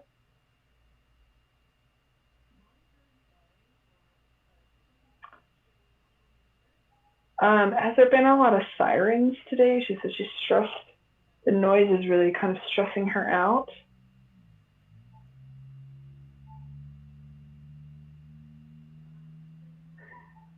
And she does feel your love. It could really benefit her, because I know Bonnie, so I know she has some anxiety and different things, but what she was just telling me, Kathy, which I don't think she said before, is it could really benefit her for you just to allow yourself to also go even more into that tenderness. And I know with Bonnie, sometimes that can be challenging, but that could really, really help heal both of you, to just be in that space together. And she would like a bone. Does she bury bones in your backyard? I know that's the thing dogs do, but she's showing me. She said, I would like a bone, and then she showed me it being buried in the backyard. Oh, thank you, Kathy, for joining. Thanks for tuning in. Thank you, Scooby and Bonnie. Yeah. That's awesome. And Serena said thank you, and yes, you made her cry. They made her cry. And she loves them very much, and she thanked us. Yeah, great. Thank you, Serena. Thank you. Thanks for your open heart and your willingness to receive the messages. Sometimes our animals have waited forever to share, to like be understood and heard. It's so beautiful. I can't. All right, Tallulah. Tallulah. So the question for Tallulah is, there's actually two. One is Okay. all the self-discipline in my life paying off in our relationship as dog and human? And the other one is how many lifetimes have they been together? Okay, I heard 4 lifetimes 4 lifetimes. right away. That's what I heard. But your ancestors are connected. So between the two of you, this can make sense, between you and Tallulah. Okay, so let's say 4 lifetimes together. Your ancestors, so either you and her ancestors, or her and your ancestors, or your ancestors have been in close relationship for 8 lifetimes. Wow. Yeah, there's your complicated answer. No, it's fascinating to think about that. Yeah, I know. I'm really actually kind of impressed that I could explain it. Impressed isn't the right word, but happy Yes. that I could explain. Tallulah's a very good communicator, huh, Jesus? Or did I say Brett? I meant Jesus. I don't think you said Brett, but I'm not sure. Okay. Sorry, I have a list of names, but Yes. I know who I'm talking to. Yeah, okay. All right, so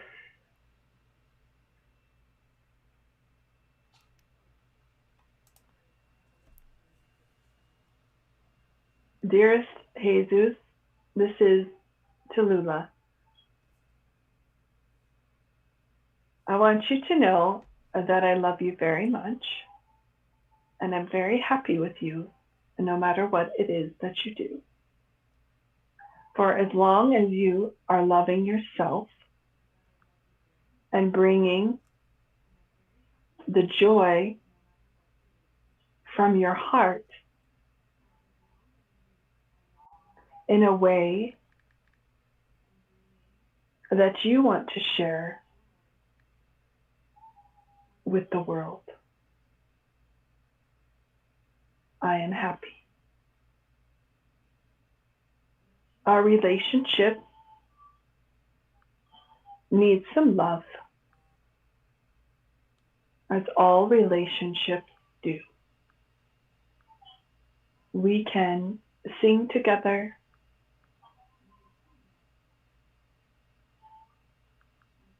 and be more like a pair. Let me support you. Do not worry so much about creating a perfect relationship with me or anyone. The work you are doing on your own relationship with the source, with your truth, and with yourself will benefit everyone if it is done with love. How beautiful. Yeah. Beautiful. So Jesus or Jesus, she called you Jesus. That's what I heard right away, but I don't know what she go by. We'll go with Jesus. But Love, Peace, and Harmony. So Love, Peace, and Harmony is the song you can download for free. It's the song I was talking about earlier. He named himself after my dog. It's free. You just download it, and it's not just me who likes the song. There's like a whole movement around the world. It's kind of spectacular. But it's my go-to with animals. So you can listen to it with her, and you don't have to be intense about it. You don't have to like sit down and light 3 candles and cross your legs and do anything. You just play it, and you can play it low. lovepeaceharmony.org is the site you can download it for free on. It's even like an app on your phone. It's very accessible. But what it does is it brings in a positive informational energy, not just energy, information and frequency and vibrational field, which we already talked about how animals communicate in this way. But we also do. We just also have other ways that kind of take charge over that sometimes. But it sounds like if you're in self-discipline, self-love, so the message was kind of, discipline may not be the highest way to call that. You could be open to calling it self-love. As long as it's coming from love, then the discipline is aligned, right? So, but this would also support you in that.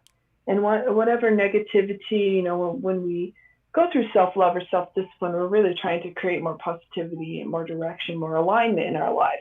So this song could support you in doing that. So when she said listen to music, I immediately got that this would be a good song for you to listen to. And just have fun with her too. And your relationship, what I also heard is, even though you have these lifetimes together and everything, right? So, but your relationship is like new in this form, in this life, with these circumstances. And you're also carrying all this information, and you know, if you're comfortable with the word karma, you can use that. It's not negative always, it's positive too, of your ancestors. So you're kind of like the representatives that are like here to work it out. So when there is some tension created or something triggers you in your relationship or around, you know, just know that Tallulah's there to help you with that you guys can work on it together. And this may make me sound a little bit out there. But what's one thing I teach that I love that was taught to me is to do a forgiveness practice with your pet. And you may think like, that is really interesting. What do I, you know, but it's like we talked about before, those messages of guilt that we carry around, those different messages of fear, right? That parrot carried around. And our relationship, right, carries these messages. And your relationship is not just your relationship since you asked, right? It's also your ancestors' relationship, your relationship with her ancestors, her relationship with your ancestors creates this information in this relationship that you have. So really to do the work. And when you do the forgiveness, and you could do it on a soul level, and I could teach you very quickly how to do this, and everybody can do this. You can all do it together even. And with your chickens, it would be good too. Constantly doing it with my dog because we've been partners for 6 lifetimes, you know. Yeah. So beautiful and so harmonious, but we all know what these relationships, you know, what they teach us, right? That's why I said he's my biggest teacher. So when we do forgiveness, what we're really doing is we're really just transforming the message. We're being in humility, we're saying we're sorry, and it's not so that we have to feel so awful about what we did. Of course, none of us would hurt each other, especially our pets, on purpose ever in our whole life. But we think negative things sometimes without knowing it. We can snap at people. We can, especially our animals, right? Because there is that unconditional love. And you know how sometimes that's the go-to, right? When you need to let off some steam. It's the easiest place. Yeah. And so if you think of it as it can create that message. So when you do the forgiveness, it's actually just clearing. It's a way to self-clear that message and create a more positive informational field, a more positive relationship. So the way that you do this on the soul level, they don't even have to be with you, and it can be an animal that's passed over too. This is a great way to transform guilt. And because the truth of it is, in your grieving process of when you lose an animal, when they transition, their love is actually what's going to heal you. But when we have the guilt and we have everything, it's hard to receive that because it feels loaded with all those other things. That's the message we're connecting with and the vibration we're connecting with. So to uplift that, forgiveness is a beautiful thing. So y'all humor me, follow along with me. We'll do it. All right. So close your eyes if it's safe for you to do that if you want to. And you can put one hand on your heart if you want, or your heart center, and one hand below your navel to kind of ground you into your being, into your center. We're just going to do it so super simple. We've already activated the field. The animals are here. We're going to say hello. So dear the soul, heart, mind, and body of, and you name your pet. And if you can't remember all that on your own, just say, dear the soul of, and say your pet's name. I love you. I honor you. And I appreciate you. I deeply apologize for the mistakes that my ancestors and I have made that have caused you hurt or harm in any way, any negativity, please forgive me. Take a moment to receive.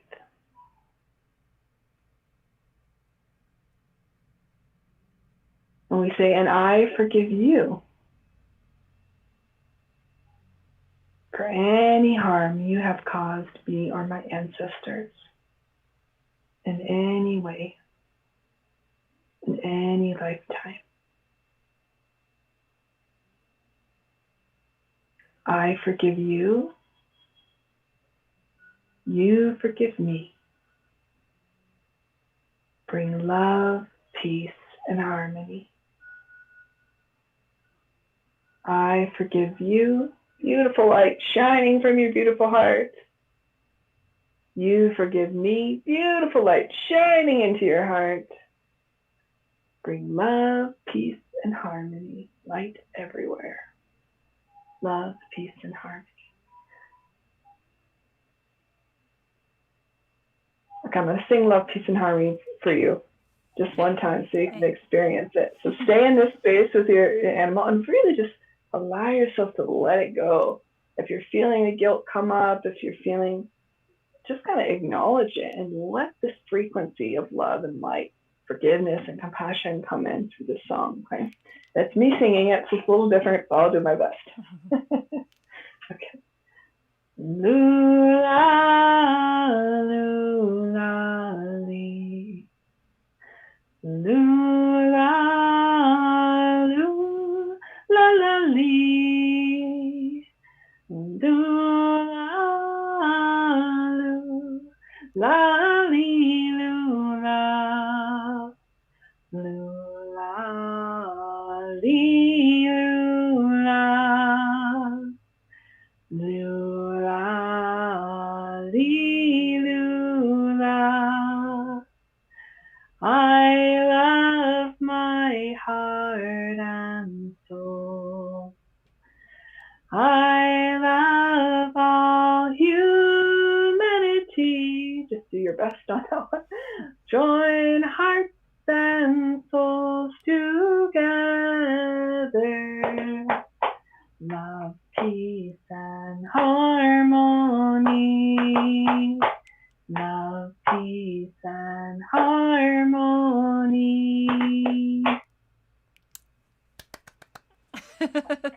That was awesome. I felt it. I bet everybody out there listening felt that. I had an awesome experience. Share with us. What did you feel? Everybody, chat. Type in what you felt. Let us know. How you experienced. How was it, Jesus? Do you feel different in your relationship when you connected to Lula? Let us know. We want to know. It's interesting. Well, Jesus said before the song that he felt that message of, needing to love himself and have his relationship with himself, improved in order to improve everything else. And he said to you, Katherine, he said, you spoke more about my personal journey than my animal, and you confirmed hunches for me. Thank you. That's awesome.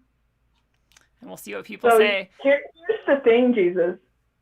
Your animal is a part of your journey. Yeah, true. They're not separate. You're ancestrally entwined. Yeah. And Kelly Kalisa says that she felt that and it made her happy. Thank you. Or he, sorry if it's Kelly, that's a male. I also felt something very profound and beautiful in that song and in the experience I had with a dog that has actually passed away since a long, long time ago.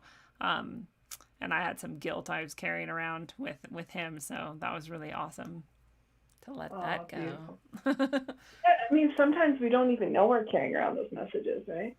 I knew, I just didn't know how to get rid of it. I'm like, I just suck as a person sometimes, so we'll just live with that forever. So I'm glad that I don't have to do that. No, and your dog just would not want you to. No, he so wouldn't. He's the most beautiful soul. I love that guy. All right, Steffi. Do we still have time? Are we still good? Oh yeah, I'm good if you're good. People are still around, so we're good. I'm hot, so we're going to hot continue. Here. Yeah. Yeah, Katherine and I are in the same part of the world, just for those of us. Like we're both experiencing the same heat right now, I think. Yeah, and then there's fires too. So everybody sent lots of love to Colorado. There's Yeah. humongous fires happening. It's actually why I have my windows closed, because otherwise it smells like camping, Yeah. which I like the smell of, but it's not. Not all day, every day. I'm not camping. Yeah. All right, Steffi, we're gonna connect to your son's dog, Mm-hmm. right? Tetra. Tetra. Was there a question? No. I didn't see one. Okay. So Steffi, if you're listening, just connect to Tetra, connect to your love and the joy that Tetra brings you or your son.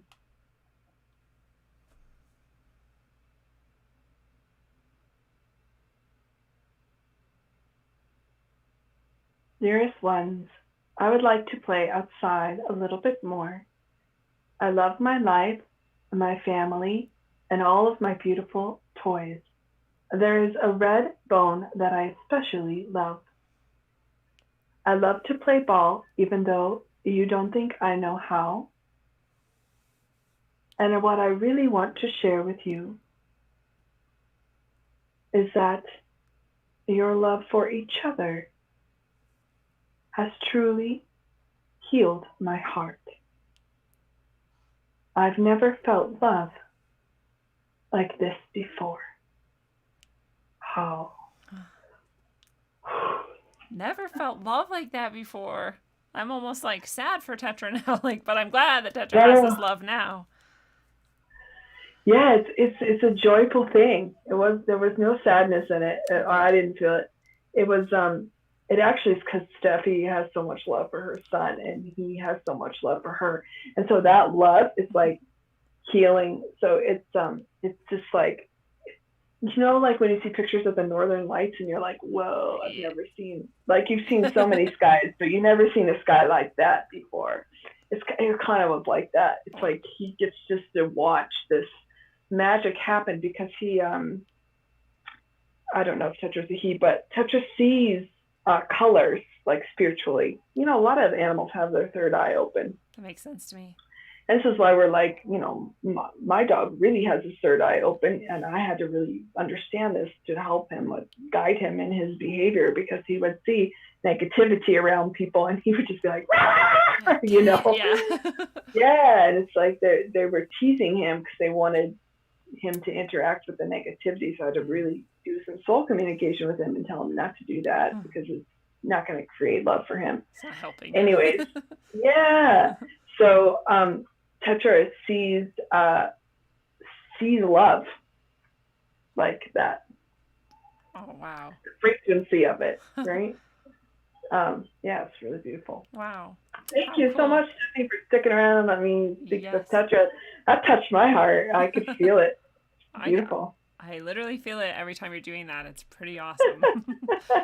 It's a great experience for me. I don't know. It's pretty selfish, but it's awesome. Oh, me too. This is my favorite thing to do. All right. Okay, it's Amish is up. Oh, yay, Amish. All right, Brett, I hope you're still around. Okay, Brett, I hope you're still around too. And everybody wish Amish a happy birthday in November. Happy birthday, Amish. He's going to be 19, which is super impressive. Super impressive. And he does want a birthday cake. A pink birthday cake. Right. What is showing me. All right. Was there a question for Amish? Shoot. I think there was. It's okay. But I didn't. Maybe Brett just popped up. Can you see if Brett's still with us or not? Amish with a hard A like Abraham. Oh, it's Amish. Oh, it's Sorry, Amish. He said that before and I missed it. My bad. Well, but that information came through so quick, so maybe that was why. Amish. Just as Amish. And then, Brett, if you have a question, let us know. Okay. Well, they're both very cute names for a dog. Sure.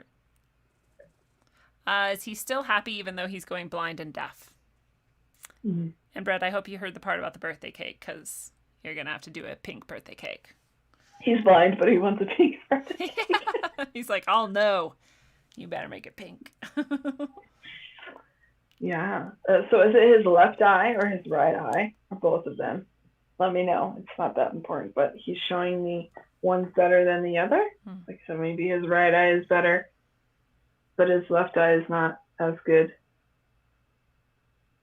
Oh, okay. So he really is communicating through frequency and vibration. So when I said, oh, what I heard him say was, but I can hear the sound of your love. So let's ask him. You better get your tissues.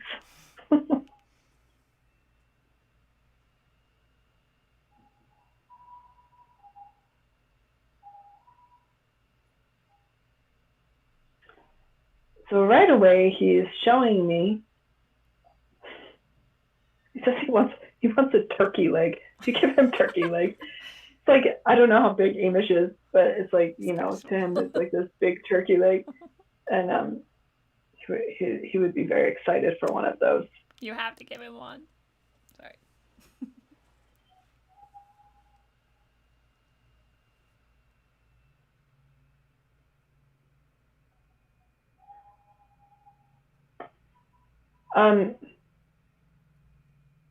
He's actually is happy just to kind of lie around. Sometimes he gets surprised, and it's a little unsettling. But he still knows when you're near. And he can still smell pretty good, is what he's telling me. He's showing me the number 2. So I don't know, Brett, if that's significant for you. If you got him when he was 2 or 2 months old, or he was your second dog, or just, let's connect with him and see. How, dearest my beloved Brett, I love you with all of my heart, and I'm happy to be with you. It may have worked out differently, where I would not have gotten to spend my last days with you. But I'm so happy that I'm with you. And I plan on continuing this journey with you as long as I can. Please do not worry. I will let you know when it is time for us to part. And you will know this very clearly in your heart. This will teach you what I have come to teach you. Not to second guess yourself, but to trust your heart, for it is your greatest asset. Your mother knows this, and many of your friends, but it is something that you have not quite realized about yourself. Your humility is nourishing and calming.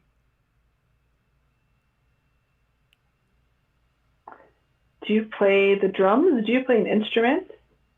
He showed me you playing the drums. Or maybe you've always wanted to play the drums and you haven't played the drums.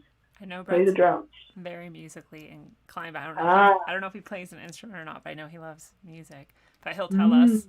And he did say he confirmed he is the second dog, and his older brother passed away a few years ago. And he's never had a turkey leg, but I hope he gets one soon because he wants one. Maybe you could give him a little bit. Yeah. He says he sings and rocks around the house a lot. Yeah. Maybe he wants you to play the drums.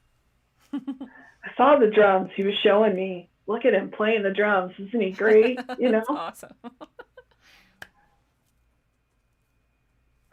And then he just, it's joy is really why I'm laughing. I try to stay really like spiritually aligned and serious, but the animals are so joyful and beautiful.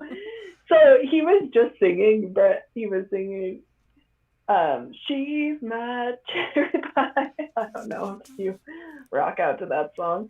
Yeah. But he's saying he plays the drums on his back. Like to the music, he'll like tap him. That's what it is. Yeah. Perfect. He loves it. So so that he likes that. Actually, it's a good way for you guys to connect. And I just see like you have like a heart of gold. This is what I'm being shown. It's true. And it's kind of tucked away, but everybody can see it. It's like you're not really fooling anybody. Not that you're trying to, but that's your humility also, right? And that's a special part of us. And you shine your light. He says you shine your light without even having to try. So, but when you do this, what I see is actually, you enjoy it too. So like all the love, I just see light coming out of your hands when you do that. What? I think knowing Brett that connects specifically with some of his skills and talents. And I think that he'll know what that means. Perfect. Yeah. It's a message for you, Brett. Let me see if there's anything else. There's a little birdie around you on the soul level. I don't know if you physically have a bird around you. It could be an outside bird, but on the soul level, it's like, kind of like those animations, but it hangs out around you. Keeps do you whistle? Yeah, something like that. My guess is now I'm just seeing you sing around the house, which is a little bit in my mind also from what I've heard and what I've been shown.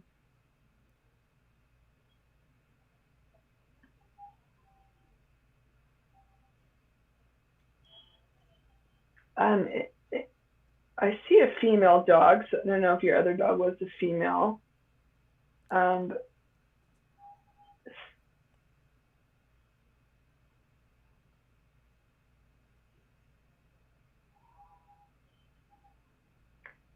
It's time to be free and be who you really want to be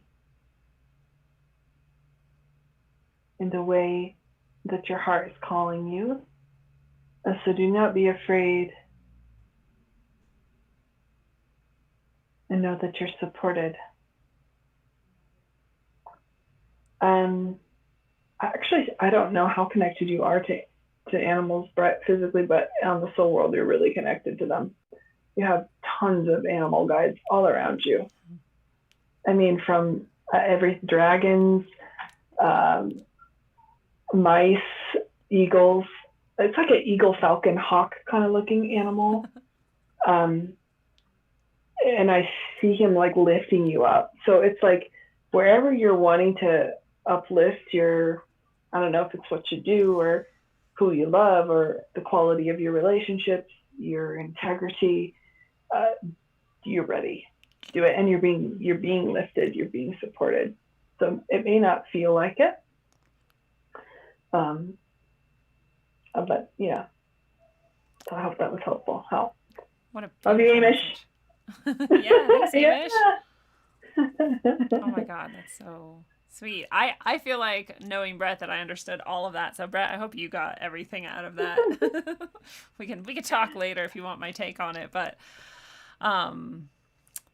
Beautiful. I feel like we could do this forever. Do we have more on the list? No. Oh, that was it? Yes, there more? I don't think anyone else has submitted it. Brett does say he feels very connected to the animals. He goes out in nature every day and like does really long walks in parks and stuff, and so he feels connection with that. And he said thank you very much. They follow you on the soul level. There's a fox too.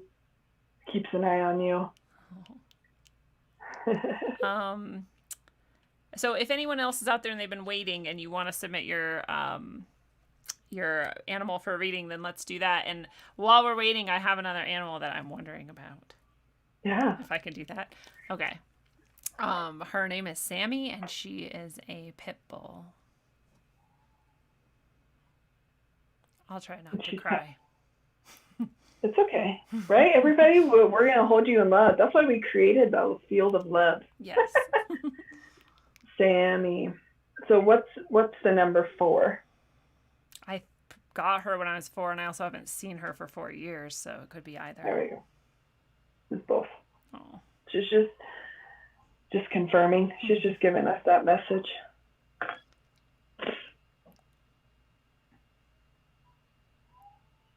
Did Did you want to ask her anything?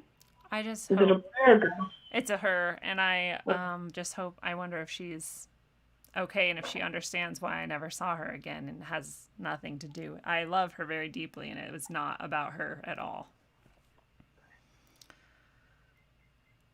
So close your eyes, Lindsay, and connect to the love you have for Sammy, and that that love isn't separate from you or your heart. It has no time, no space.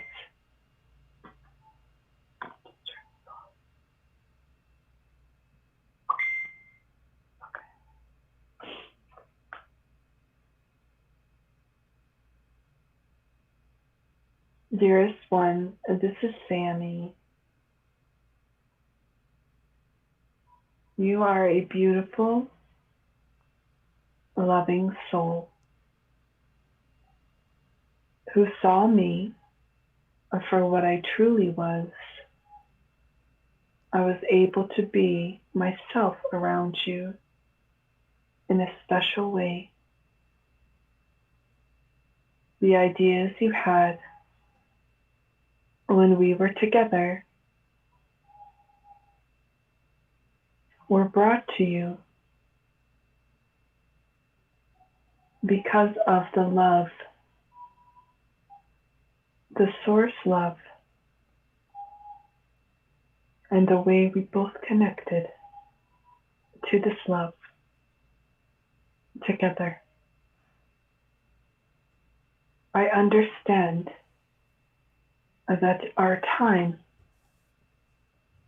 was the way that it was for a reason. For I too had my path and others to serve and guide. Please do not feel this guilt.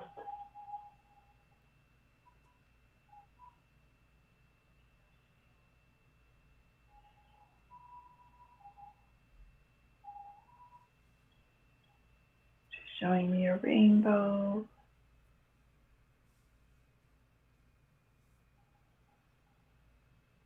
I am so proud of you. She's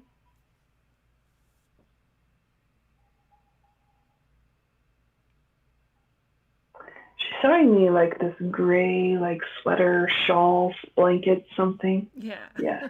She had a little coat that I bought her. Ah, yeah. She loved it. Yeah. She like wouldn't go outside some days unless I would put it out on her first, and she like so proud. Yeah, she loves it. She still loves it. Oh, good.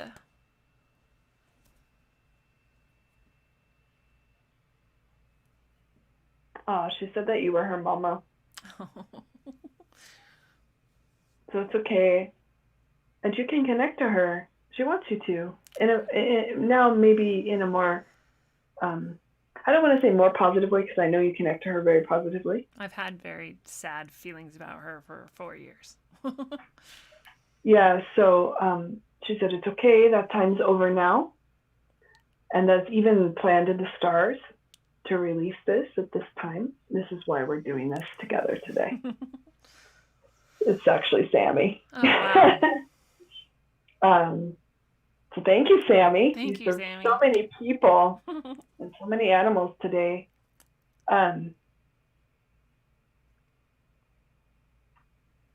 Just no matter what, And she's showing me toucan, like toucan Sam. I don't know if that resonates with you at all. I don't know. And you know what? If I share a message that doesn't resonate with somebody, the best thing I think I found is just to let it go. And then like a week later, you might be like, oh, or you might not. But they're just sharing from their world too. Yeah. The angels around you will guide and protect you. Let your creative juices flow. So actually, I'm getting this is really significant for you to release at this time because there's some creative projects that you've been wanting to really move forward on that maybe you felt a little, which probably all of us are going through something like that right now, but it's specific for you. So would you like to receive a blessing? Yes. Okay. So, thank you, Sammy. Sammy's going to stay with us while we do this. Yay. So everybody can experience this now. So this is the part of the Tao practitioner that steps forward and melds together with all of this. It's all really one. So what will happen during this blessing is, it's called Tao hands because it's downloaded to my hand, and I can feel it vibrate when I turn it on. But what's downloaded to my hand is a positive informational energy frequency field. So it's not just an energy healing, it's actually positive information which we've learned can clear and transform and replace the negative information, right? So it's not saying that we have to be positive all the time or we can't have these other feelings, but it's the frequency that's going to help us be able to heal, move forward, open our heart, and actually allow us to serve, allow those emotions to actually serve, because what they want to do is teach us and show us. So when this positive field will come out from my hand to you, specifically to your request, and it will be filled with information, messages. It's called Shen, Qi, and Jing. So it's the Shen is the soul, the information, the heart, and the mind, and the Qi is the energy, and the Jing is the matter. So this is it's a whole thing that comes, and it's all this source frequency, Shen, Qi, Jing, that will come to transform the negative Shen, Qi, Jing, or soul, heart, mind, energy, and matter related to your request. So I'm going to first connect with you and see do you have a specific, so I'm feeling that's related to help you really clear this emotional blockage and this information, because it's going to help you, and this is very significant for you right now.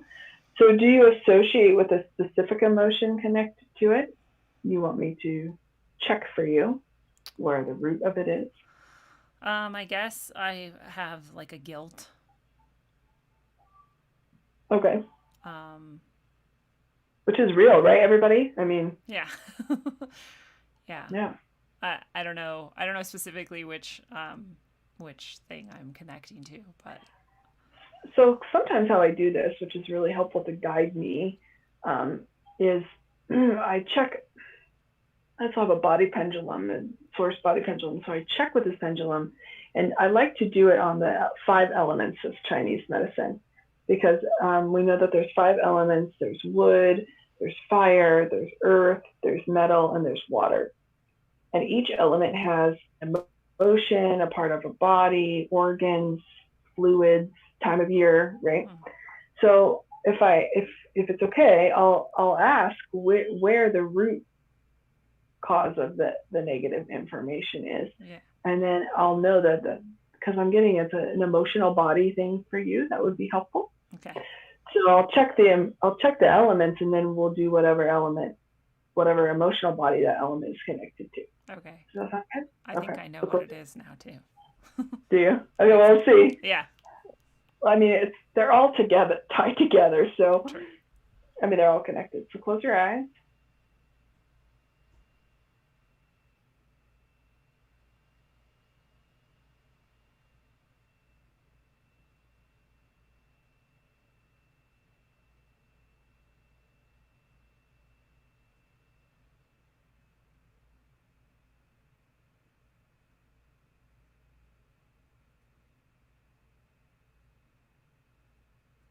I actually got 2.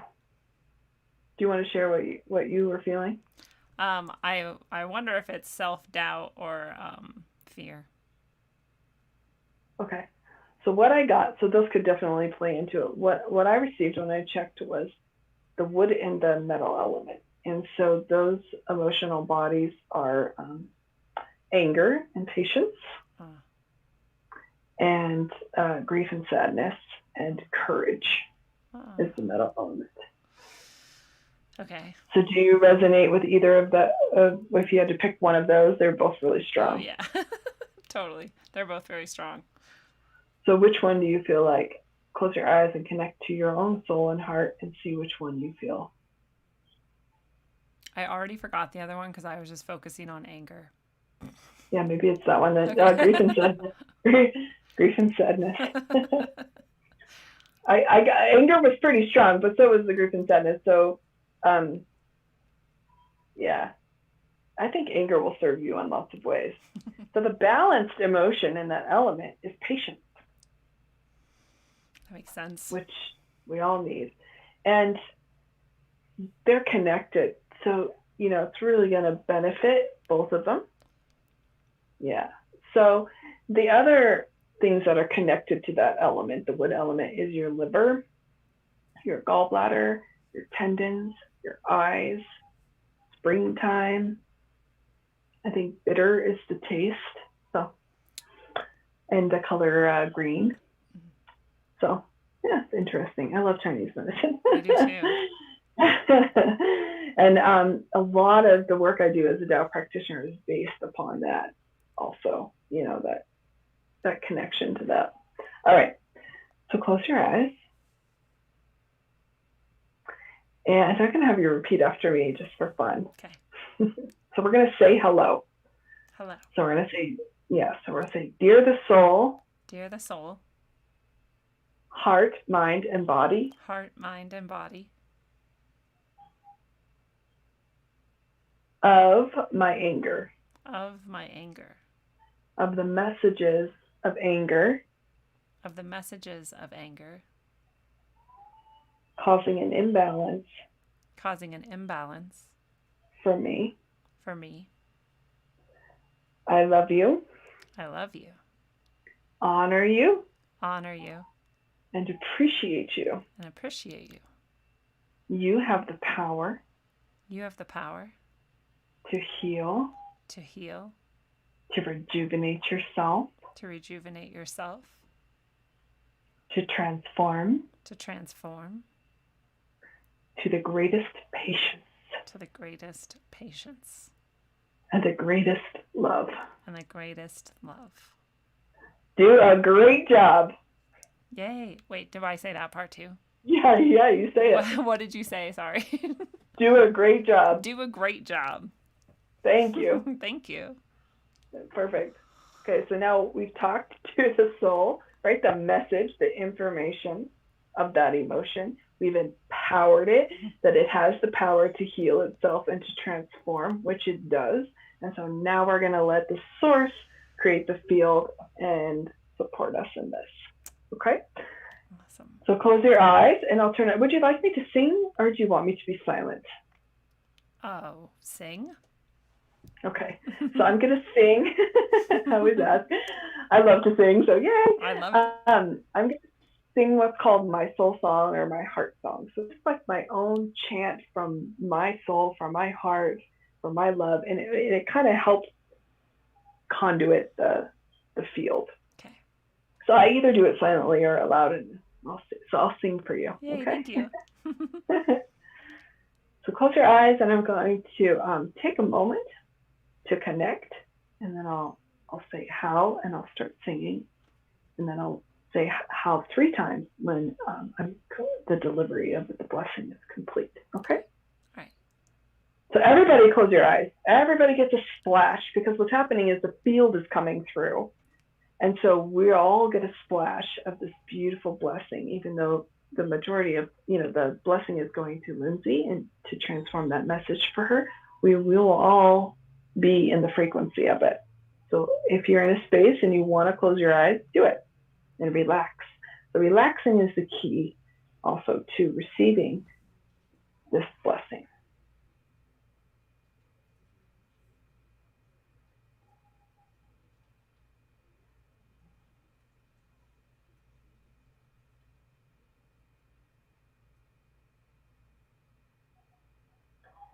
Blessings start.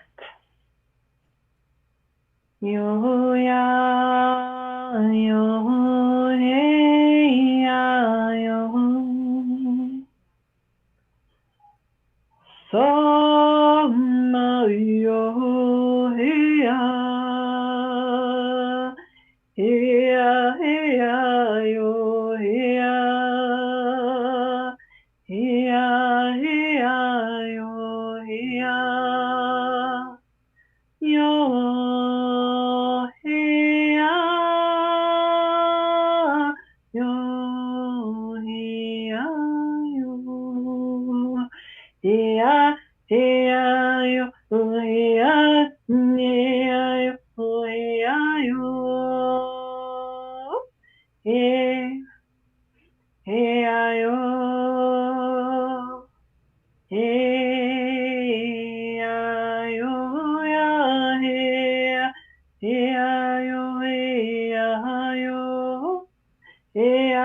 Heya, heya, yo.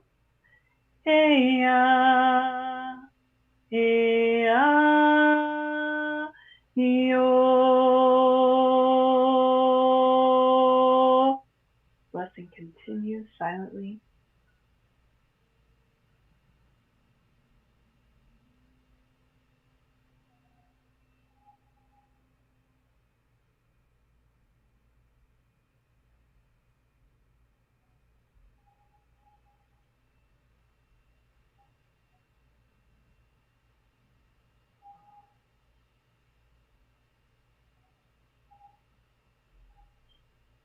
Oh, oh, thank you. I don't know about anyone else, but I like felt that and saw it in my mind's eye. Yeah, you want to share? Yeah, it was just like twirling energy. It was weird because sometimes when you'd like make like a change in your voice, like a dip or a peak or whatever, it would like vortex and then like expand again and like contract. And at the very, very end, it became like a very tight little, you know, like if you could imagine like a whirlpool like spinning really, really fast, and the faster it goes, the tighter it gets. It was like the tightest you could spin. Oh, wow. That was what I had going on. If anybody else had anything going on, let us know. Ooh, someone said it was wild and it felt like a powwow. Yeah. Well, you know, I did see so much. Do you mind if I share what I saw? Please do. An experience? Yes. So I did see like a tornado of light. Oh, wow. Actually come in. And it was like your soul is like was thirsty for this light. It's like, yes. Yeah, because what I saw, I don't know if you've been thinking about Sammy more lately, but what I saw was the way that it was connected to your being on an even more collective level is your connection to this world, your connection to this planet, your connection to seeing what's happening, and the messages of anger and that come forward. It's just it can be all around us, right?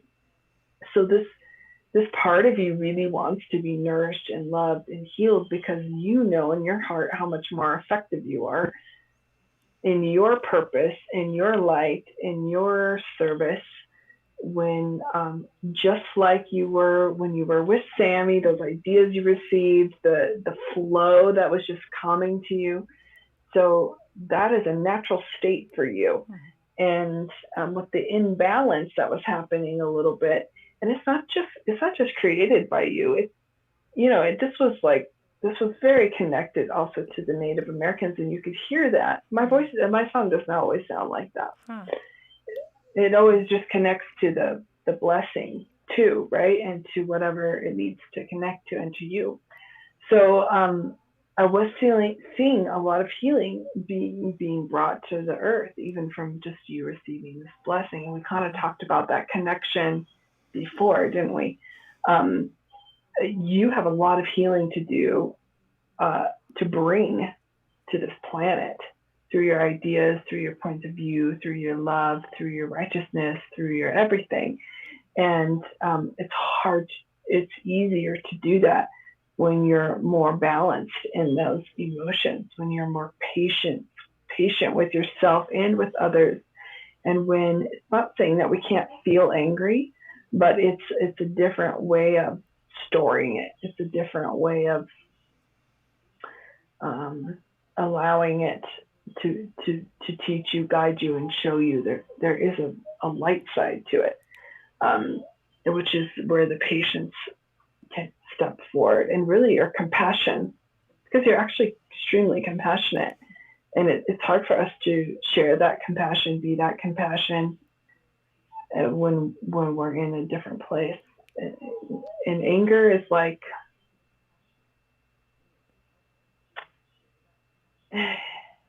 so I heard this story recently. It was like about this monk who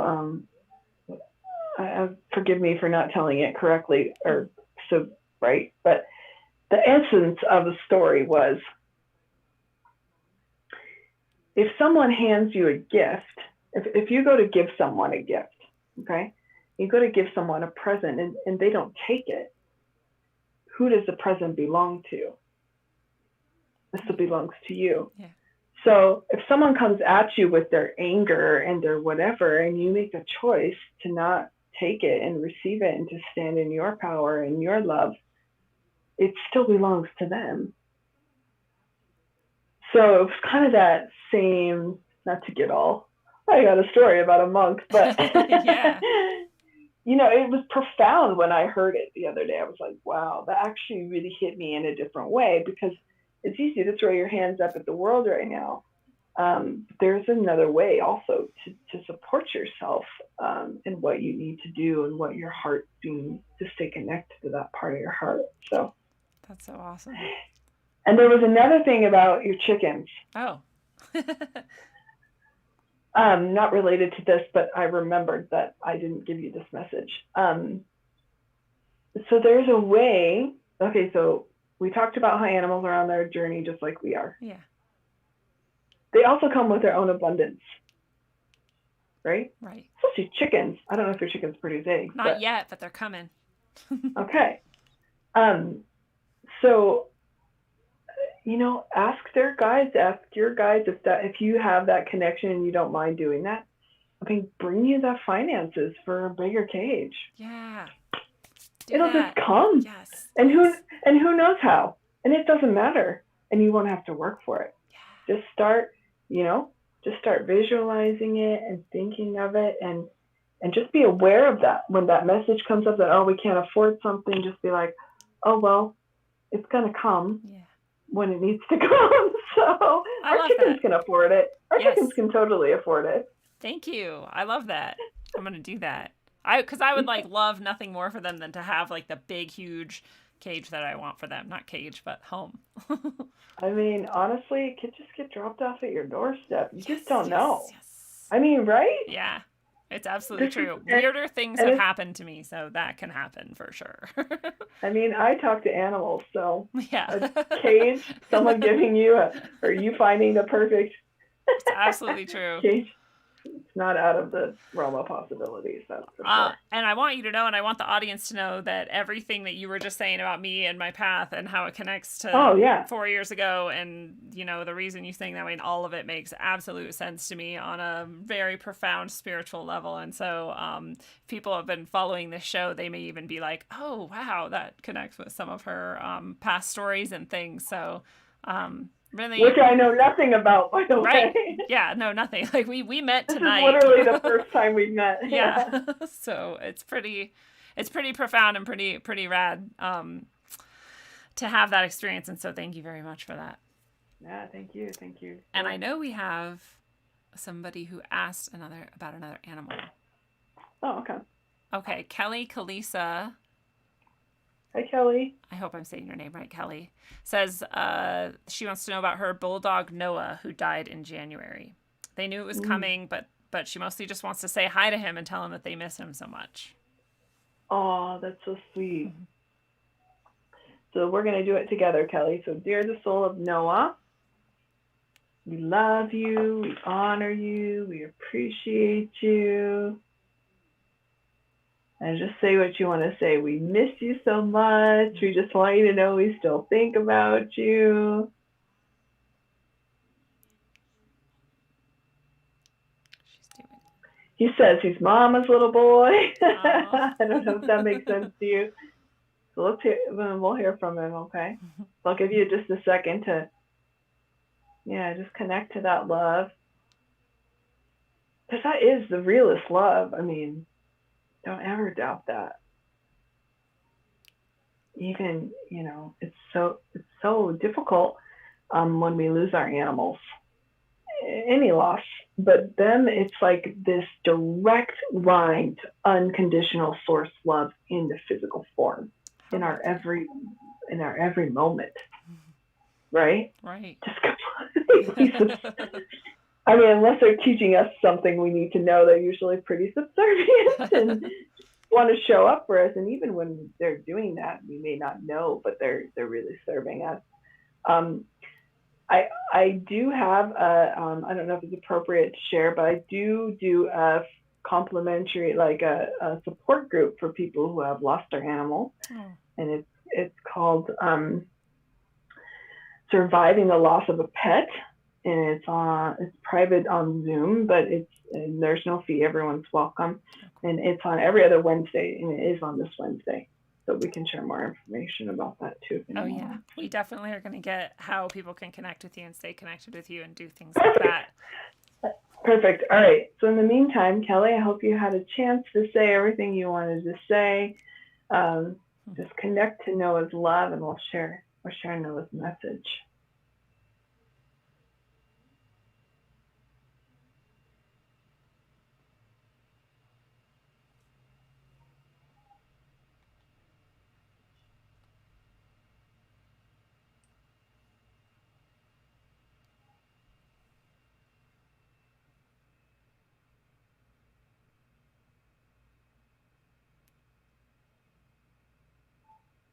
How I watch over you and the rest of my family with great love, honor, and respect. I thank you for letting me go at home, and for giving me the comfort and the joy of being with you. So he can still smell you. It's very sweet. Smell, which sounds kind of weird, but that's how they smell. Yeah. So he smells it. You have a special smell to him, Kelly. It's really unique, and I see like flowers. I don't know that that's what it smells like. Hold on. Whoops. I don't know that that's what it smells like to him, but it's like the most beautiful flower in the world. It's like a very special smell that you naturally have. It's so sweet, isn't it? And there's like, do you have like a red sweater that he loved? He's telling me he loves the color red. So when you wear the color red, you can think of him and connect to him and know that his love is with you. And is there a special, he says there's a special Halloween costume that I have. And I don't know if you've connected with it recently, Kelly, I'm just sharing what he's telling me. So she did say that she just remembered his smell as well. Oh, yeah. Oh, that's so sweet. That touches my heart deeply. Hold on, let me just let my dog out because my roommate is.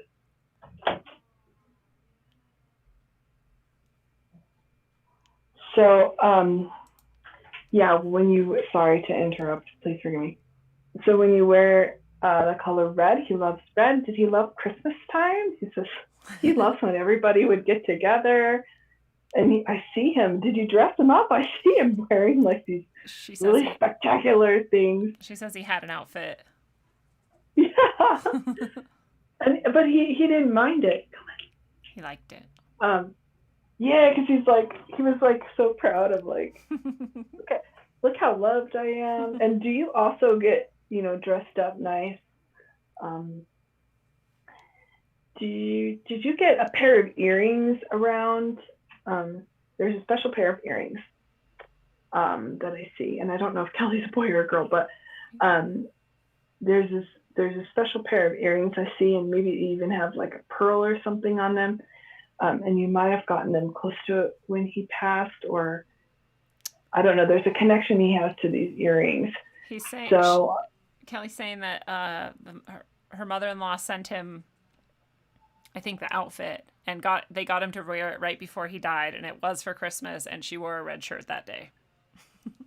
There you go. Oh. Yeah. I bet she was wearing some pretty cool earrings that day, too. Yeah, so I'm seeing these earrings, and if you've been thinking about getting a piece of jewelry to connect to him, this would be a good idea. So it doesn't have to be anything that's obvious, like, a specific doggy necklace or anything, but it can be. But it's something that you love, that you're going to connect to. And the significance of it is for you to connect to that love, and know that it's with you all the time. Because it is. But we humans, we need reminders. Yeah. And it's going to be really beautiful for your healing process, because obviously you're still in, your own process of saying goodbye, even though it's been many months. Obviously he was very special. He was like your child. And he touched everybody's heart that way, is what I'm hearing from love, the source of love. So if you have something special you want to get, even if it's a keychain, do you like to go on car rides? That's what he's telling me. Something special, just get it. Yeah, or even look for something if you've had that thought, or even if that resonates with you right now. And I see also like a prism. Those prisms that shine rainbows everywhere? Yeah. I'm seeing one of those too. Maybe, I don't know if you have one in your car, but he's just showing me one of those. Yeah, very special. He's a special angel now. And he actually is in charge of watching over a lot of people. Wow. And animals. And a very special lake that could maybe be in your area. I have no idea where you live, but I'm seeing a special lake. Special spot. Yeah. How? Thank you so much, Kelly, for allowing. That was so beautiful. Thank you, Noah. Thank you, Kelly. Did such a good job. Thank you, Noah. What a cutie. I feel like I can imagine each animal as you're describing them, and I'm like, this is like my favorite episode so far. I love doing this. This is so fun. It's so awesome. I'm so grateful to do this. This is just amazing. So can't you feel, so what you're feeling is their, what we talked about before, their shen qi jing, their soul, their heart, their energy, we all carry our own bit of that, even after, even when we're not in a physical form. Yeah. And that's what you're feeling. Is frequency, is vibration, is love. Did she say anything? She said she did have something like that rainbow thing outside the back door, and that she's going to think more about what to get to be connected with him. And it'll just come to you. You'll see it too, and you'll just be like, oh. I mean, if you want to look for something, you can, but you don't have to settle for anything. You'll just see it, and you'll be like, you'll know. Yeah. Someone might even give it to you. I think a lot of the things that you've mentioned or brought up or said in various animals that have come through or ideas that have come through have felt like that too, that the significance might occur, and you said it once, I think too, that the significance might occur in like a few days or a week or something, when any of us is out and about doing something and be like, oh yeah, the thing that she mentioned, it might be like a synchronicity or, and it's like a little wink from the universe to be like, gotcha. It's like their time release love medicine. It's still here. Oh, well. And I have one more message for Kelly. Okay. Sorry to interrupt you. No, go for it. But I heard this was important. We want that. I see a picture falling over. So if something like this happens, it's just a message of love from him. That's so cool. Yeah. Kelly. I saw a very specific picture, but do you want to describe you'll it? just know. She'll know. Okay. Oh, thank you. Thank you very much. It looked like an older picture, like a picture of like your, when you have pictures of your grandparents and they're like black and white. And yeah. Kind of like a sepia toned. Well, yeah, something just looks like that. Yeah.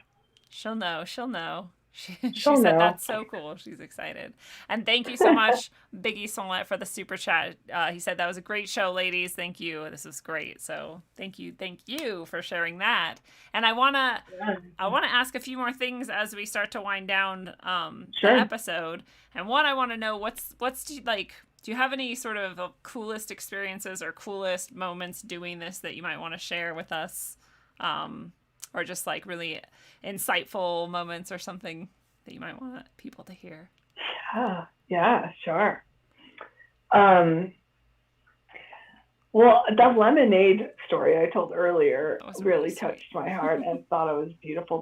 For those of you who didn't hear, this dog, always when the dogs are getting closer to transitioning, it's always really heart touching for me.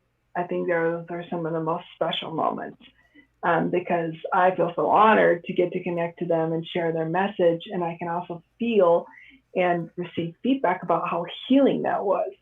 And as we were just talking about, losing your animal family it can be really challenging, whether it's because we had to walk away, which I can really relate to also, or it was their time. Our time was done with them. So this dog showed me a glass of lemonade, like from his view of a glass table, like the bottom of the glass, and he just said, "Oh, I want to try lemonade." So that was like really heart touching. On a more kind of dramatic note, I've had people reach out to me in really kind of these beautiful and kind of urgent situations. So one I had, and she was actually a friend of mine, and it was sort of like one toe in, one toe out. Not everybody gets, that is not everybody's cup of tea, and that's totally fine with me. It's my cup of tea whether I was going to sip from it or not. So I just decided to pour myself a tall glass and dump it all over. Share it with whoever wants it, right? So, she sent me a message. She had her animal, beautiful, beautiful little Labrador. Little, but no, it was a golden retriever.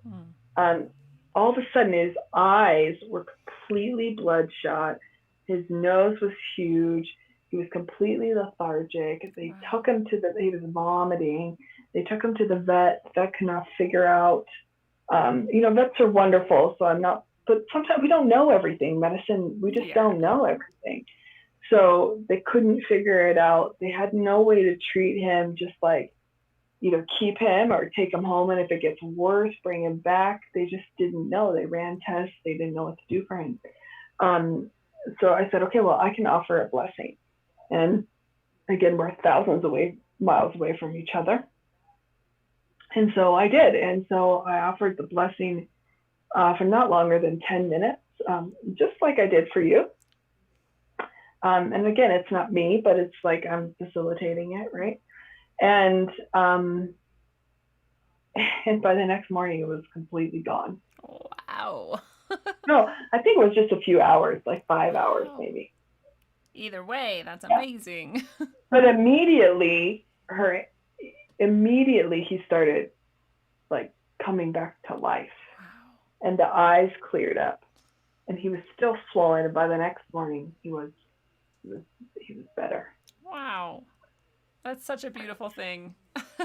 Yeah. The other really beautiful thing I want to share with all you cat lovers out there, and everyone, I got a text from an animal, or from a mom, from an animal. I got a text from an animal mom. She was at the vet with her kitty cat. The vet told her that her cat was going through renal heart failure, and that she had a couple of choices, that they could do an exploratory kind of, surgery that they weren't sure what would do. They can't guarantee that stuff, right? And it's kind of expensive. Or they could put her down. And actually, it was a boy cat, put him down. And so she texted me from the vet because she couldn't call me. And she was basically texting me from a place of, I have to really be okay with this decision I'm about to make, whether I have to put my cat down or pay a bunch of money. Nobody wants to be in that position. And many of us have been in that position. And it's just, we don't want it to make it about money, but we want what's best for them, right? Right. And I get a lot of these calls about what people should do. And so I said, well, I can offer him a blessing. So, okay, cool. I said, it's worth a shot. Right. I offered him and actually my dog did too. Oh. And we offered him like a 6 6-minute blessing. It was, and I'm guided. So like when it's done, it's done. Yeah.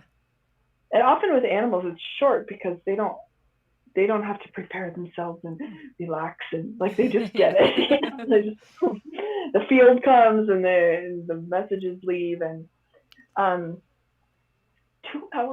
2 hours later, she called me, and her cat was running around the apartment. They had gone home. She had been released from the vet, and he was running around the apartment. Wow. And I got the message that all he needed was the blessing. So I said, look, why don't we just do the blessing?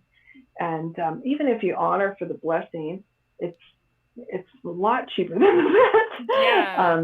Of course, go to the vet. I'm not telling anyone not to go to the vet, but so another story I'll share, which is just like my heart, really when this was starting to really resonate with me, and I was being more and more willing to really step forward.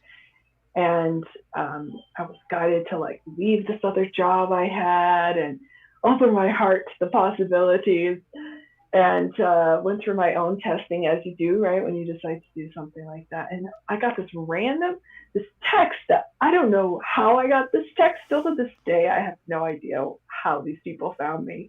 But it was a text saying, "We need a dog nanny. Are you available?" And I was like, yes. Sure. Sure. And I took my dog with me. And so basically my job was to sit with this dog who was very senior and had many issues, a lot that were shared about Amish, having the eyesight losing. But this dog was, I think, a Spitz, or a little dog, very anxious. Like they actually couldn't sleep through the night because every few minutes he would, they start to get confused sometimes, and he was really going through a lot. And these were the most compassionate people I've ever met in my life. Their dogs were their children, and they would do anything for them. So somehow I got connected to them, and I showed up the first day for the interview, and I heard this dog say, "Oh, I've been waiting for you." Wow. Thank goodness you're here. And I almost like, did that, but no one else heard it. So I was just like, yeah, me too, buddy. What's up? And they were just surprised that he had like crawled, because he couldn't walk or stand actually. He had crawled over to me. So I got hired, and I went away. I went for the weekend. I was going to start on Monday. It was like on a Friday. And I said, okay, I'm gonna chant love, peace, and harmony for him. I'm gonna send him blessings, and I'll see you guys on Monday. And they were like, cool. I was a little bit vague about it because we hadn't gotten that deep into it yet, right? And I had just started sharing this with people. So I get home, I make an effort to chant for him a couple times for a little while over the weekend, which I also do for animals. If anybody has an animal that you would like that service, I do it for everybody, 3 days a week. So I did it, and I got there on Monday. They were like, "Oh my gosh!" They said, "I don't know what you did, but during the weekend, we were in the kitchen cooking, and we turned around, and he was standing in the kitchen." So he had gotten up, which he had not stood in a while now, and 6 weeks, I think, or so, and he walked into the kitchen. So I sat with him all day. I chanted with him. I gave him blessings. I did communication with him. That was the first full night's sleep they had in 2 months. Wow. And that's when I was like, okay. Yeah. I get it. Can't deny this anymore. You gotta share it with whoever you can. And I ended up having to leave that job to go take care of some family members for a little while on the mainland. And I told him I was going to leave. I prepped him. He helped me find the person who would take my place. And he told me before I left, which of course I didn't tell anybody until after, but he told me that he was going to die while I was gone. And it was his time. He told me when he was going to do it, and just so I would know if I got a call, and so I could keep sending him love and blessings as I was away from him. Oh, Yeah, so that's like one of the most special experiences to my heart doing this, yeah. because I really was with him for over a month every day. Wow. It's amazing, you know, that you can do all of that without getting just like overwhelmed or depleted, and I understand that concept, of like you're just kind of like a channel for it, and it's not necessarily coming from you, or it's not coming from you really, right? It's coming from source and through you. And so at some level that's not overwhelming or draining. But I don't know if you feel overwhelmed or drained ever, or if you did for a while, if you had to find a balance with that, or how that went. Well, I have a good teacher, and I found a good community of support in the Tao Academy and the centers and the Tao Hands. It comes with protection package too, so you get a special protection downloaded to you. And I do meditation practices. I meditate 2 to 4 hours every day to build my foundation, because actually channeling can drain you. Yeah. And specifically your kidneys, right? Because this is where the channel comes from, a specific acupuncture point opposite your navel. And anyways, there's energy centers in your body that a lot of people probably are familiar with. So you have to build your foundational energy. And I got my Tao Source Communication certification. It was a 2.5-year, like super intensive program to purify. And part of that purification process is, because chances are I probably had a lifetime where I've channeled. Yeah. Right? We probably all have, if you're listening to this. Yeah. Like, oh, animal communication. Okay. We've all, I don't want to say we all, but many of us will connect to the idea that we've had these spiritual powers in life and even psychic abilities or whatever it is, right? And there's lifetimes when we probably didn't use them for the greater good. Yeah. Or even if we didn't mean to, right? You give someone a wrong message, So you have to clear that out of your ability. And I just found a practice that I resonated with, and I know that's why I found that practice, to awaken this ability to serve, to be able to connect and do this. And so it is something that it's my job. It's my job. Yeah. So I take it, there's homework involved. Yeah. Yeah. It's a lot of... And I'm so blessed to do it. I don't mean that as a complaint in any way, shape, or form. And it also has improved my health. And, I did get diagnosed with cancer when I was 27 years old. I don't look or feel or seem like it. It's emotionally balanced to me, because you can take on that stuff. Yeah, we all know that, right? Mm-hmm. So there's ways to learn, and there's ways to protect yourself, and I think that's the most important thing. If any of you are interested in doing it, find someone who would teach you how to do it safely, that you resonate with your heart, and start off building the foundation and trust yourself in that. And I think if we all just built our foundation, and we'll all be like, oh my gosh, we're psychic,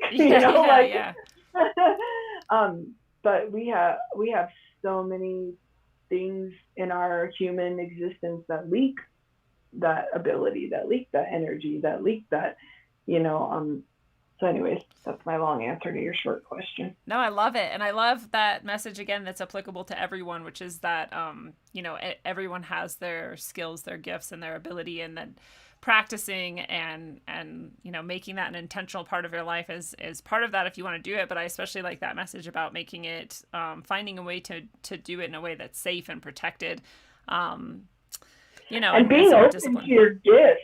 Sorry. Yeah. And being open to your gifts. Because, man, come on. I mean, we're only using what percentage of our brain? Imagine what percentage of our soul potentials we're accessing. Yeah. No, it's absolutely... Probably not that much. I I had this person tell me once, and it was actually at a similar time that I was going through, and sharing life with Sammy for a minute, and someone told me, we were having a session, and she said, "You are the chosen one," and I was like, "Oh shit, like that sounds heavy." Like I don't know, man. And I just like sat with it for a second, like, huh? And then she said, "And so is everyone else," and I was like, bingo. Like we all have this thing within ourselves that we need to bring forward into the world in order to heal ourselves or heal everyone else and be, balanced and connected. And it's really one of the themes that I have running throughout my life and throughout my books and throughout like everything that I do, is to try and remind people that that is true, that you specifically, every single person listening to this, watching this, or connecting with this at all has something very special and very specific that they, if you haven't yet, should look at and think about, and how you can bring that forth and share it with people. And it's needed. The world needs you. And just do things you like to do. Yeah, it's natural. Because I like what you talked about, that, specifically, that like this is just who you are. This is just what you've done. It's not like you were like, I need to become this type of person who does things in this way and does that thing, right? It just came out. Right. I actually had to set that down, right? Right. Because anybody who knows me knows I like to do a zillion different things. Yeah. I'm like a hairdresser, I do all these things, but I really had to kind of be like, all right, but what's, and then you just start doing what you love to do. Do what brings you joy. Focus on that, and the path just appears, doesn't it? Yes. And it might be a path where you're like looking around the room, like, when I was looking around that room, when this idea was being brought forward to me time and time again, everybody around me was going, yeah, I totally get that. And I was like, what?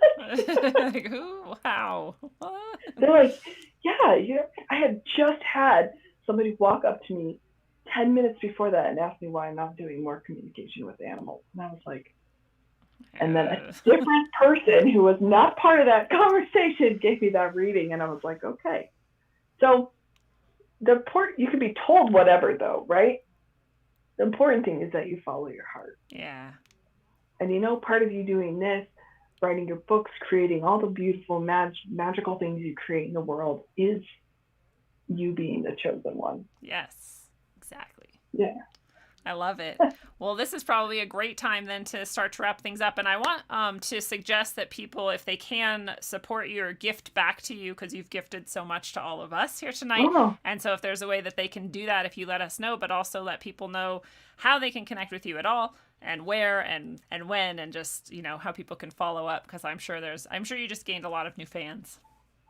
Well, I'm so happy to connect to all of you and connect. Thank you so much, Lindsay. This was like such an amazing, I told Lindsay, I said, as soon as she contacted me, I was like, I've been asking for this.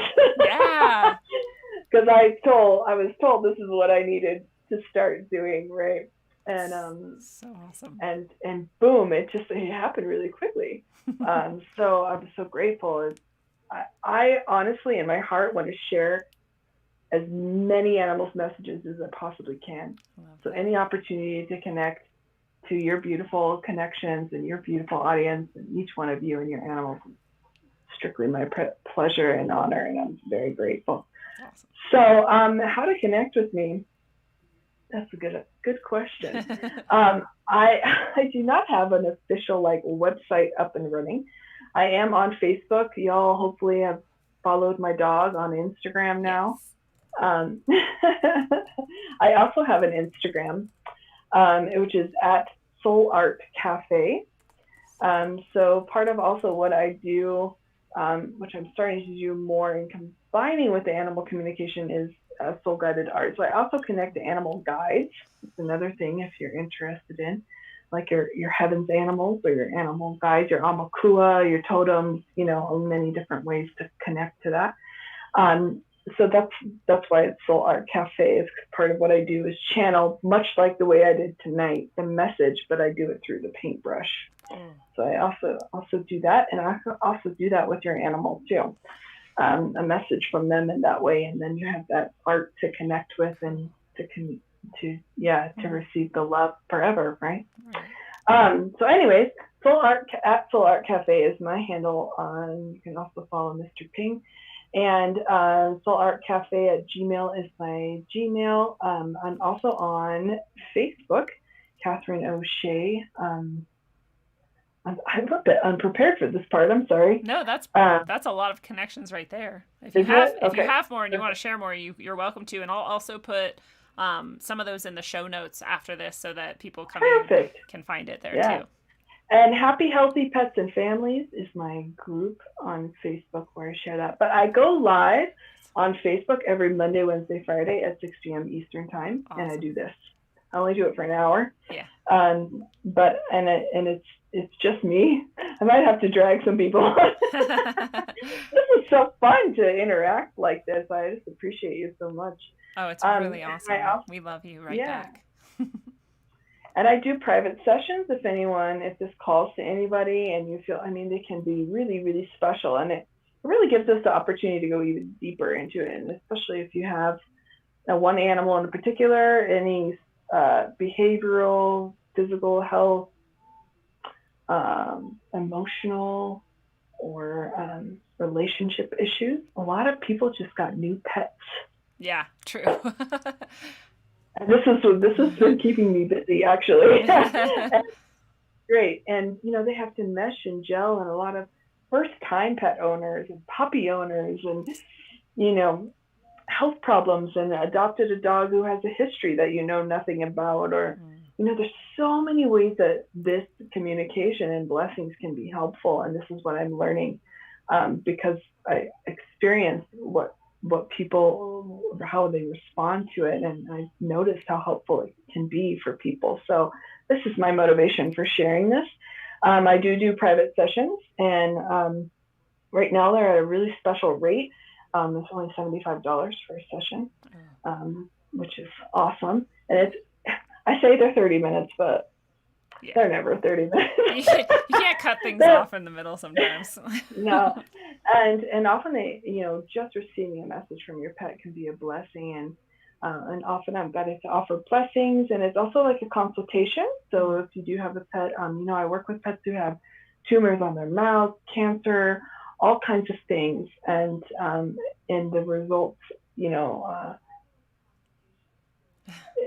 I have a healer friend who does similar does the same modality as me, and there was a cat with coronavirus, not the one that the COVID-19 one, but it's the fatality rate in felines with this virus is 100%. Wow. And this cat survived. Wow.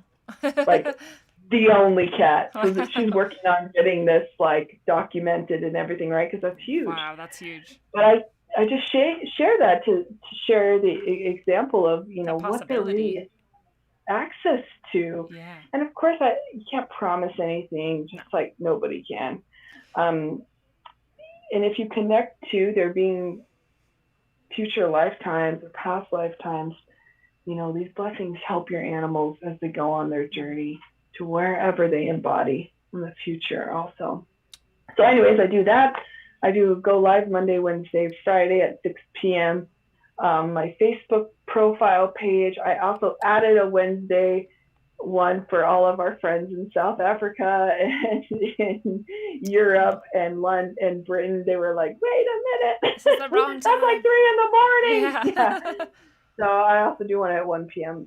Eastern time on Wednesday. That's nice. And then I have the grief support group, which is on every other Wednesday. It's private, but it's open to everybody. I think it's just a very sacred thing to kind of support each other through. Yeah. And really, I offer blessings, and I do demos, reading demos. But really what it is to create that field of love and light, and to be held and to receive that connection from your animal and have that love nourish and heal your grief, as we talked about. I feel really passionate about that. You can tell, I said goodbye to an animal. I know how difficult it is.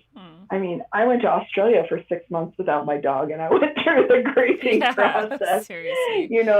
Even just that. So, also for the relationship with your pet, it's really can serve them on their journey too. I also do private stuff. I also do group stuff, and I'm also happy to accommodate people if anybody's interested. I'm doing some love fests and some different things in the near future. But I do group Dow hands pet blessing circles, also on Zoom every Monday. So this is great if you feel like your pet wants a blessing and you can connect with me. But in a group, the honor fee is a little bit less than if I do it privately. So I've decided to open that up. Plus, it's just a really special thing to share with people as we've experienced tonight, right? Yeah. Yeah, so I don't know if that's the information you were looking for. Oh, that's exactly it. Because I know people, we have a show like this, and people are like, "Wow, this is amazing." Some of them have to leave or come back. Some just came in and they're like, "Wait, what?" So if we have all of those ways that people can find you, then the people who missed certain things can kind of get back, and people who saw all of it but just want more can go find more. And so I think it's perfect. You gave us a lot of ways, and I want to share those in the notes, like I said, and so people will have that too.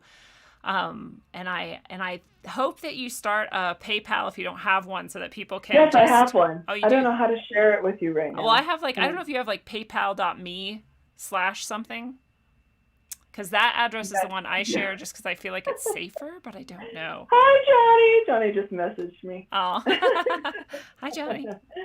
You also rock. Okay, let's see. I do have it. Because that way people who are moved by this... Sorry, go ahead. Yeah. No. I was just going to say what I thought it was, but I probably should just look at it and tell you what it actually is. No, I appreciate that. This keeps me going. I really just want to do this with my heart, and I also know that I need to support myself, and that energy exchange is really beautiful, Exactly. This is the thing. I think sometimes people so expect grateful. Spiritual sort of workers to just do it for free, and it's it's cool, and I think every person who's motivated by that would love to, and we also have to eat, house ourselves, all those things. And so it's nice, even if it's just a couple dollars, it's nice when people can share back with you. That's right. And you know what I've told my friends is I was like, well, you just have to give me a little bit of money. You don't have to sit with me and meditate with me for 4 hours. Yeah, exactly. I'm trying to figure out, where do I find it? So if I'm in my PayPal, there's an email address somewhere. I have the email address, but it's I think it's Soul Sessions. Soul Sessions.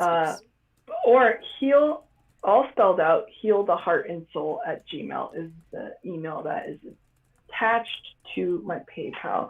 But I do know what link you're talking about. Okay. And I do have that. Heal the Heart and Soul @gmail.com for PayPal donations to Katherine. Yeah. And then if you get the paypal.me one and you want me to share it, I can share that too. I just know, I was touched and I would like to share back, and I know there's other people who are going to feel the same. So, I'm happy to be of service and very happy and grateful. This is the thing. We do this together. We don't do this separately. All this healing, even when it has to do with our animals and very specific relationships and different things. And what I've been noticing is that when we have the opportunity to heal in this way, and healing through our connection with our pets and animals is huge, right? It's so connected to our hearts, and it's part of how we do it. Yeah. And this is a way that we can really connect and heal each other and the world. And one of us heals, we all heal together. It's not a separate thing. So that's my very my deep. Yeah. I'm sorry. So if I go to settings in PayPal, I see my paypal.me link, but I don't know if yours looks the same as mine. Oh my gosh, I totally know how to do this too. It's just in this moment. It's funny. We must need to be staying connected for one more minute here. Okay, so if I go to my settings, Legal agreement, help, use this device, notifications, account information. Settings. When I go to settings, it just has my picture, has my name. It says my PayPal.me link. And under that, I see personal info and then PayPal.me profile. Message center. So I don't know, but I'm looking on my phone. So it's probably like totally different from whatever you're seeing. I know. I tried to look at my phone. I'm sorry if I'm giving you a really funny face. No, you're fine. Wait. Here we go.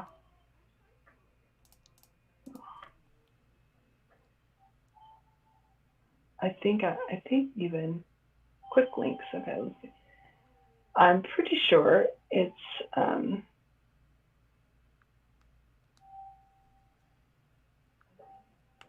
Yes.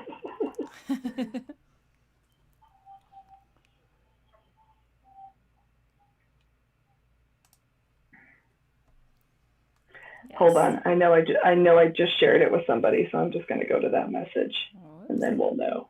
That's a good idea. Yeah. I had Jesus just pointed out if we were still in like a tribal sort of community setting or just more of a community setting at all, the person who was, had your gifts and was performing these things would already just be highly compensated. There wouldn't be a need to even talk about it or anything, but that's not the society we live in right now. So we have PayPal. Know. Okay. PayPal.me/soul session. Perfect. PayPal.me/soul session. So if anyone clicks that link and they want to throw a few bucks to Katherine for all the gifts that she shared tonight, thank you very much to all of you, and thank you very much to Katherine. And do you have any? I always give people the opportunity to give their sort of final words of wisdom to leave people with, or just sort of final thoughts to wrap things up. If anything comes to you that you want to share. Oh, can Ping share a message? Yes. Yeah. Okay. This is my final thoughts. A message from. He's choosing to apply. Ping, come here. Come share your message with everybody. I know. We're almost done. So this is Ping. Hey, Ping. And he's got his eye on a big fly. All right, you ready to share your message?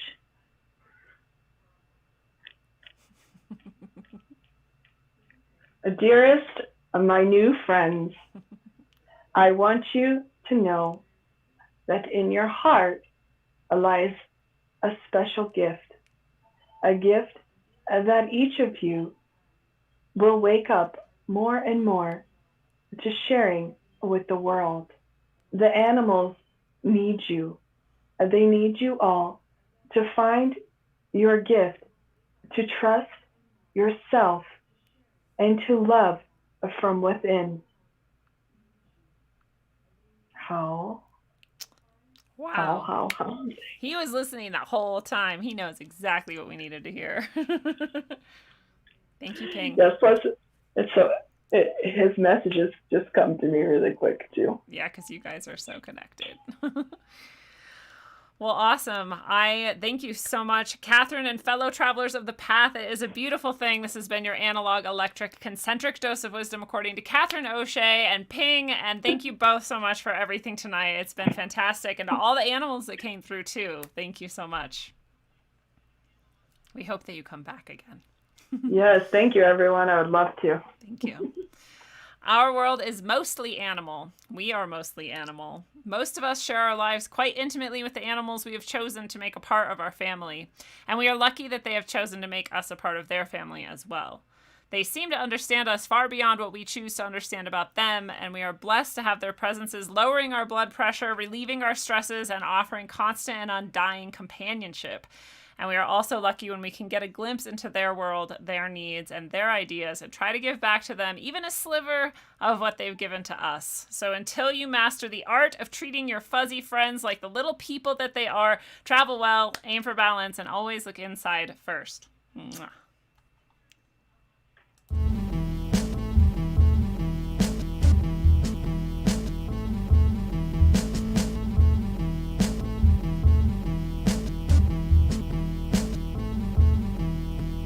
Nasty motherfuckers with a hook and a sickle. to you advertisement, bone-plated nickel. Fire rate, automatic smash from the get-go. Snack on the whack, fermented flesh disco. Abracadabra, archaic altars don't slabber. Hey, making jabbers with reality backwards. Hunting rap nerds, bodyguard collected actors. Munitions are famished, let them feast upon the dapper. Bloody bibs and muddy kicks, feasting on amygdalas. Iron fist, tyrant shit, APO will rip you up. The rhyme rainmaker, vein style backbreaker. Genghis-Khan depleted uranium satellite lasers. Cloaked in anonymity, I know you never heard of me. No rusted tools used for Crowley style surgery. Dissect a whole set, God body. God taught me to dissect the whole body. When it gets sloppy, I'ma get there. Rhymes rare like steak, get crushed like crates to create 52 states. And it's Baghdad, dust to towels, no rags. Straight melt dash, dust to ash. Turbans while the niggas perkin'. It's on purpose, my service touches the sun's surface. And rainbows touch serpents. My light all night shines so bright. I'm a star for eons, Hollywood's for peons. Cause they try to copy the same shit we on. Ay, I ain't done yet. Lungs depleted and can't breathe, can't believe it. Trying to seek it while trying to peep it. It's a secret. Now you're nobody. Label somebody. Trying to claim John Gotti. It's yours truly, God body.